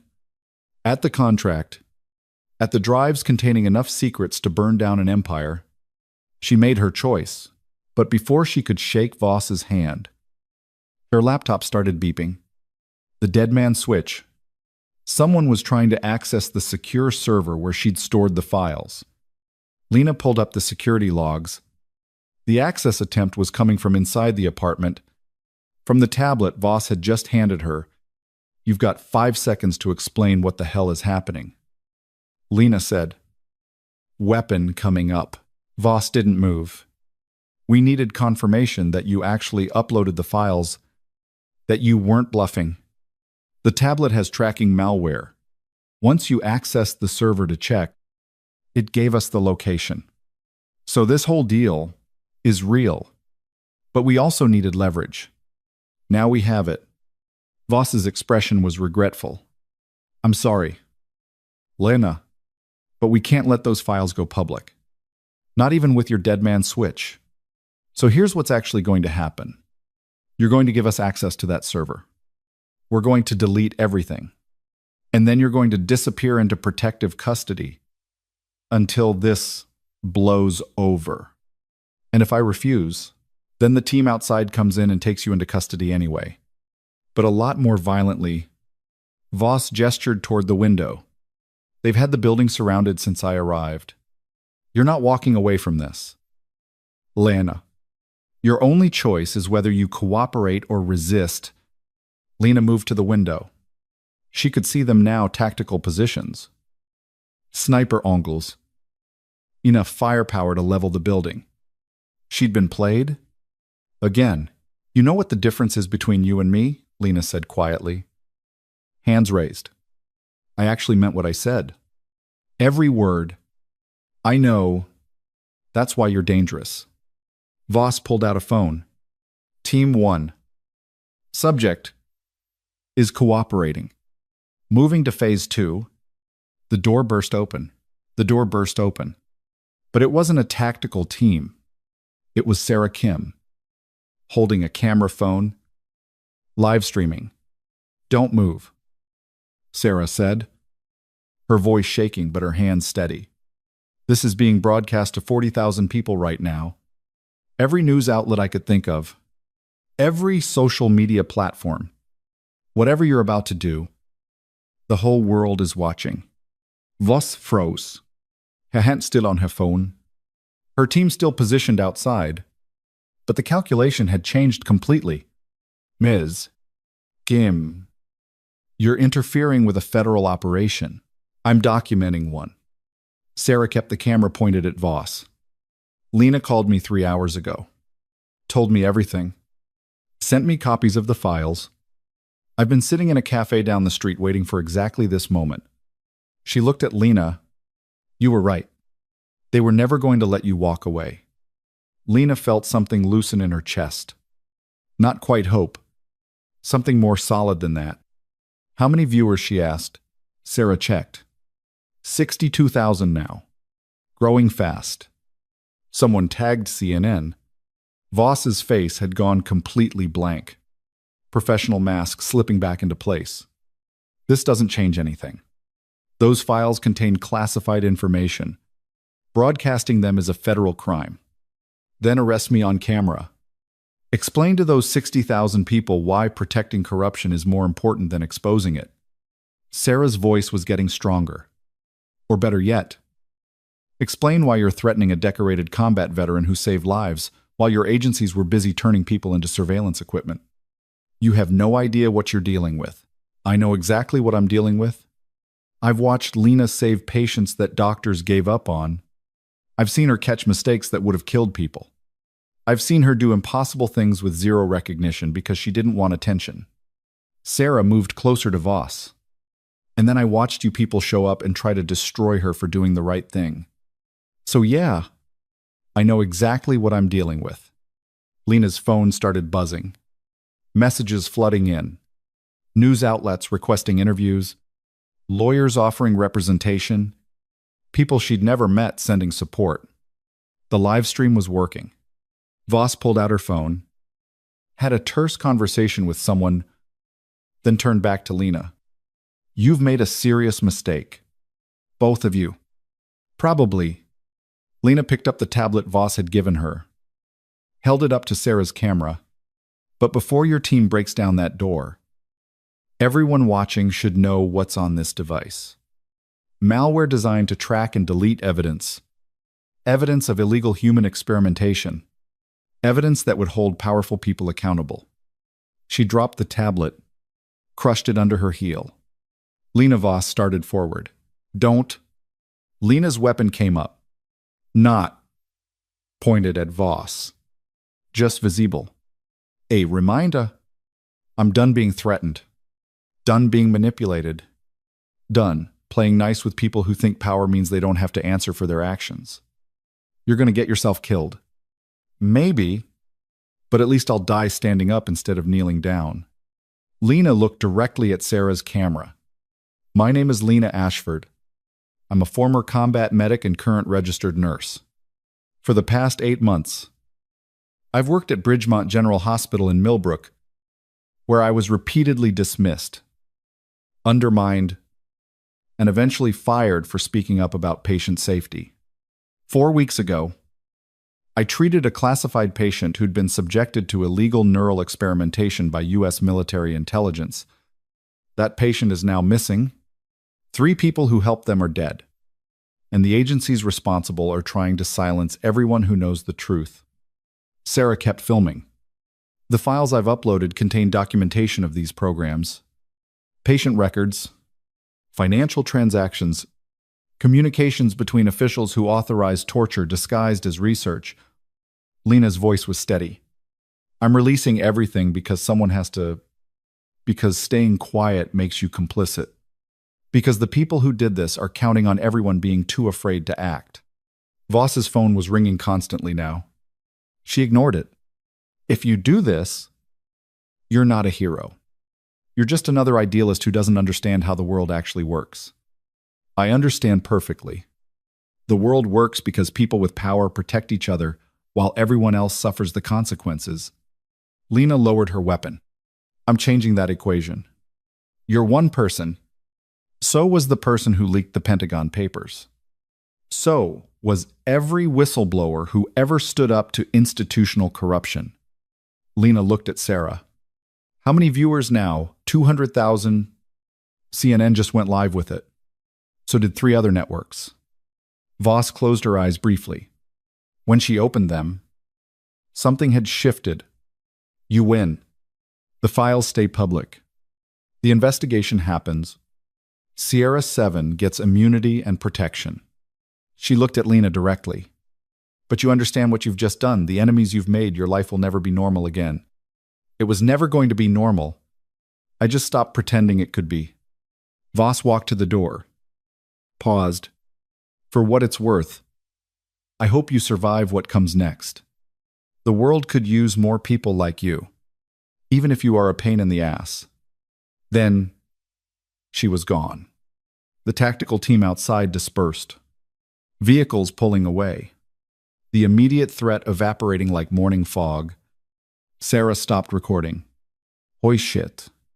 Did we just... Yeah. Lena sat down heavily. Her hands were shaking now. Adrenaline crash hitting hard. We just burned down the world. Good. It needed burning. Sarah sat next to her. What happens now?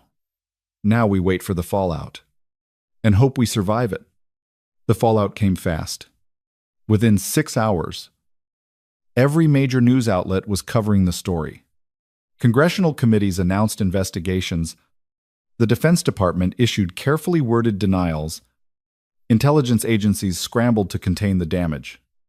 And Bridgemont General Hospital found itself under intense scrutiny.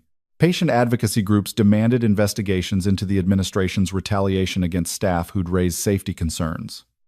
The State Medical Board launched a formal review.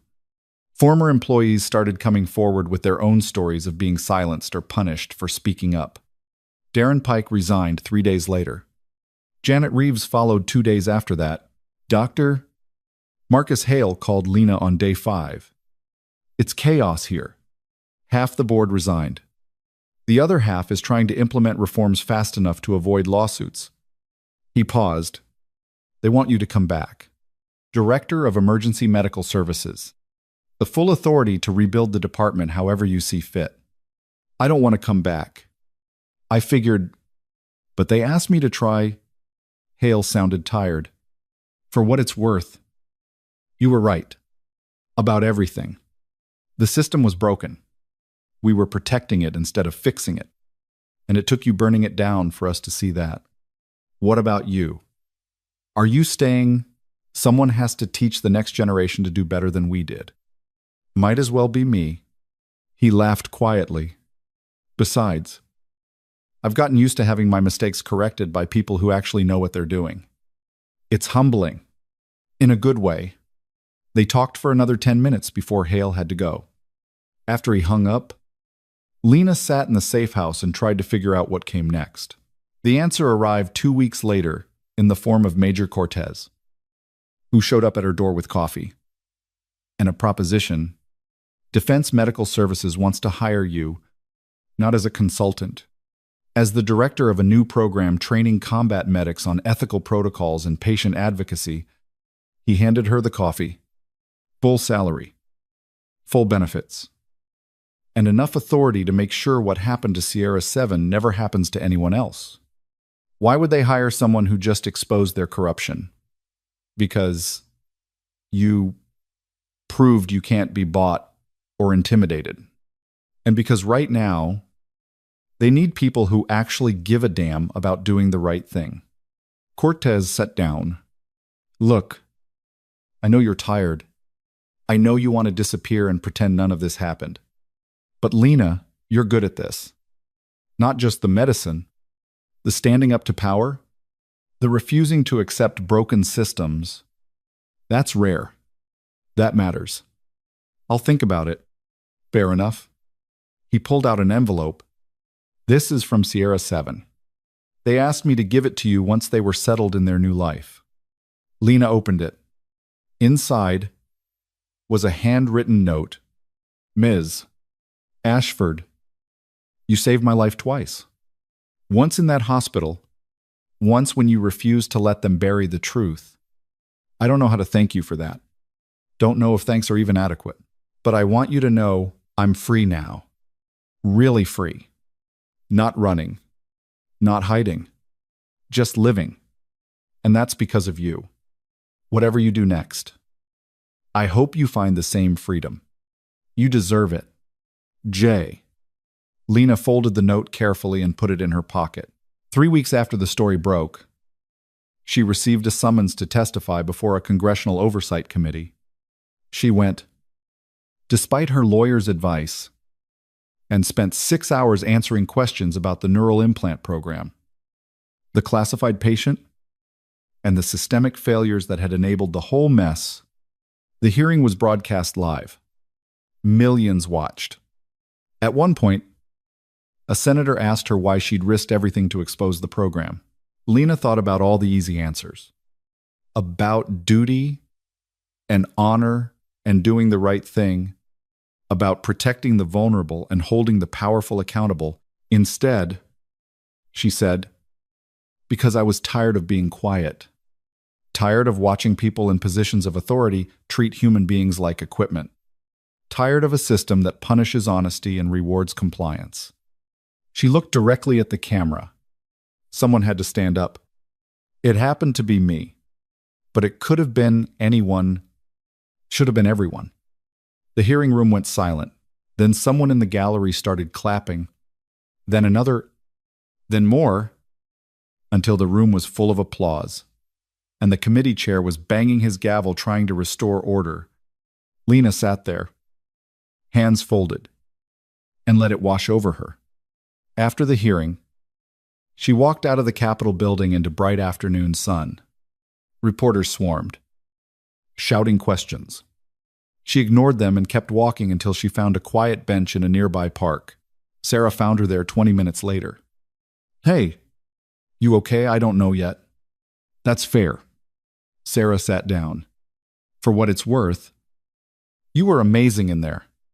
Half of Twitter is calling you a hero. The other half thinks you're a traitor. But everyone's talking. That's what worries me. Why? Because talking doesn't change anything. Not really. People will be outraged for a week. Maybe a month? Then they'll move on to the next scandal. And the systems that enabled this will still be there, just quieter, more careful. Lena looked at her. I exposed one program. There are dozens more. Hundreds.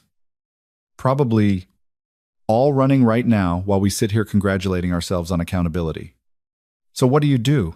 I keep fighting, keep exposing, keep refusing to accept that this is just how things work.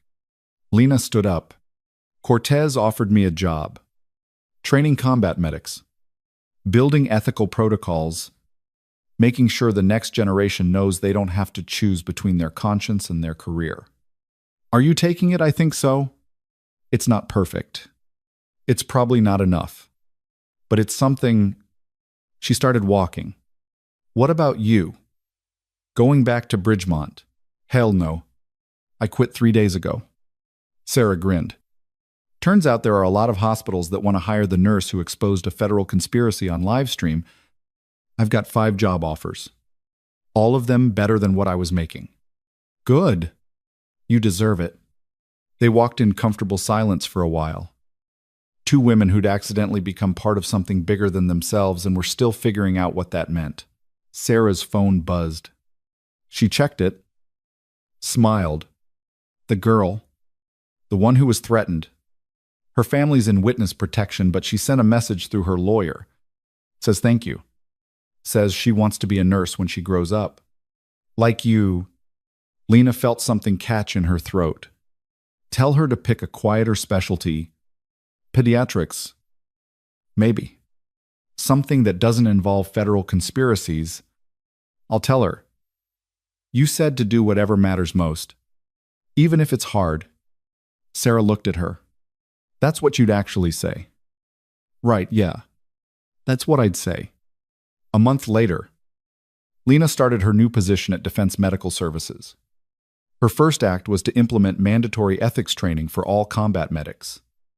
Her second was to establish an anonymous reporting system for personnel who witnessed illegal or unethical practices. Her third was to visit Bridgemont General. The hospital had changed. New administration, New protocols. Nurses actually being heard during rounds. Physicians asking questions instead of issuing orders. It wasn't perfect. Nothing ever was. But it was better. Doctor. Marcus Hale met her in the lobby. Welcome back. Though I hear this is just a visit. Not a return. Just checking on some things. The patients you left behind are doing well. Sarah trained half the nursing staff before she left. The new director actually listens to people. He smiled. Turns out burning down corrupt systems can be productive. They walked through the familiar halls. Staff recognized Lena. Nodded respectfully. A few stopped to thank her. Most just went about their work. Keeping people alive in the quiet, invisible ways that actually mattered. Lena stopped outside the trauma bay where she treated Sierra 7. Where everything had started. You know what the strangest part is? Hale said. I spent 20 years building a career on being the smartest person in the room. The one with all the answers. And then you showed up and proved that the smartest thing you can do is admit when you're wrong and actually change. He looked at her. Thank you for that. Even if it was humiliating at the time. You're welcome. I think they talked for another hour, comparing notes on protocol reforms and training improvements. Then Lena left, walking back through the lobby where she'd been dismissed and underestimated and eventually vindicated. Outside, the afternoon sun was warm. Traffic hummed on the main road. Life continued, oblivious to the small revolutions happening in hospital hallways and congressional hearing rooms. Lena's phone rang. Cortez, we've got a situation. Field hospital in the Middle East. Mass casualty event and their senior medic went down. They need someone with experience in combat trauma and chemical exposure. Deployment would be 2 weeks. Maybe 3. I'm supposed to be training people here. I know. But right now, people are dying and you're the only one close enough to help. Your call. Lena thought about it. About the comfortable office waiting for her. About the important work of building systems and training personnel. About the quiet life she'd convinced herself she wanted. Send me the coordinates. I'll be ready in 2 hours. Lena, I know what I'm doing. Corte. For once in my life, I actually know exactly what I'm doing. She hung up and headed for her car, because that was the thing about standing up. About refusing to stay quiet, about choosing conscience over comfort. You didn't get to stop just because it was hard. Didn't get to declare victory and walk away. The work continued. The fight continued. And you either kept showing up or you proved everyone right who'd said you were just another idealist who'd eventually give up. Lena Ashford had never given up on anything in her life. She wasn't starting now. 6 months later, she was testifying before another committee. This time about field hospital protocols and the need for better support for deployed medical personnel. She spoke for 40 minutes without notes, laying out exactly what was broken and exactly how to fix it. The recommendations were implemented within 3 months. A year after that, she was back at Bridgemont General, not as an employee, as a guest lecturer for a new program training nurses in emergency trauma response. She stood in front of a room full of students and told them the truth.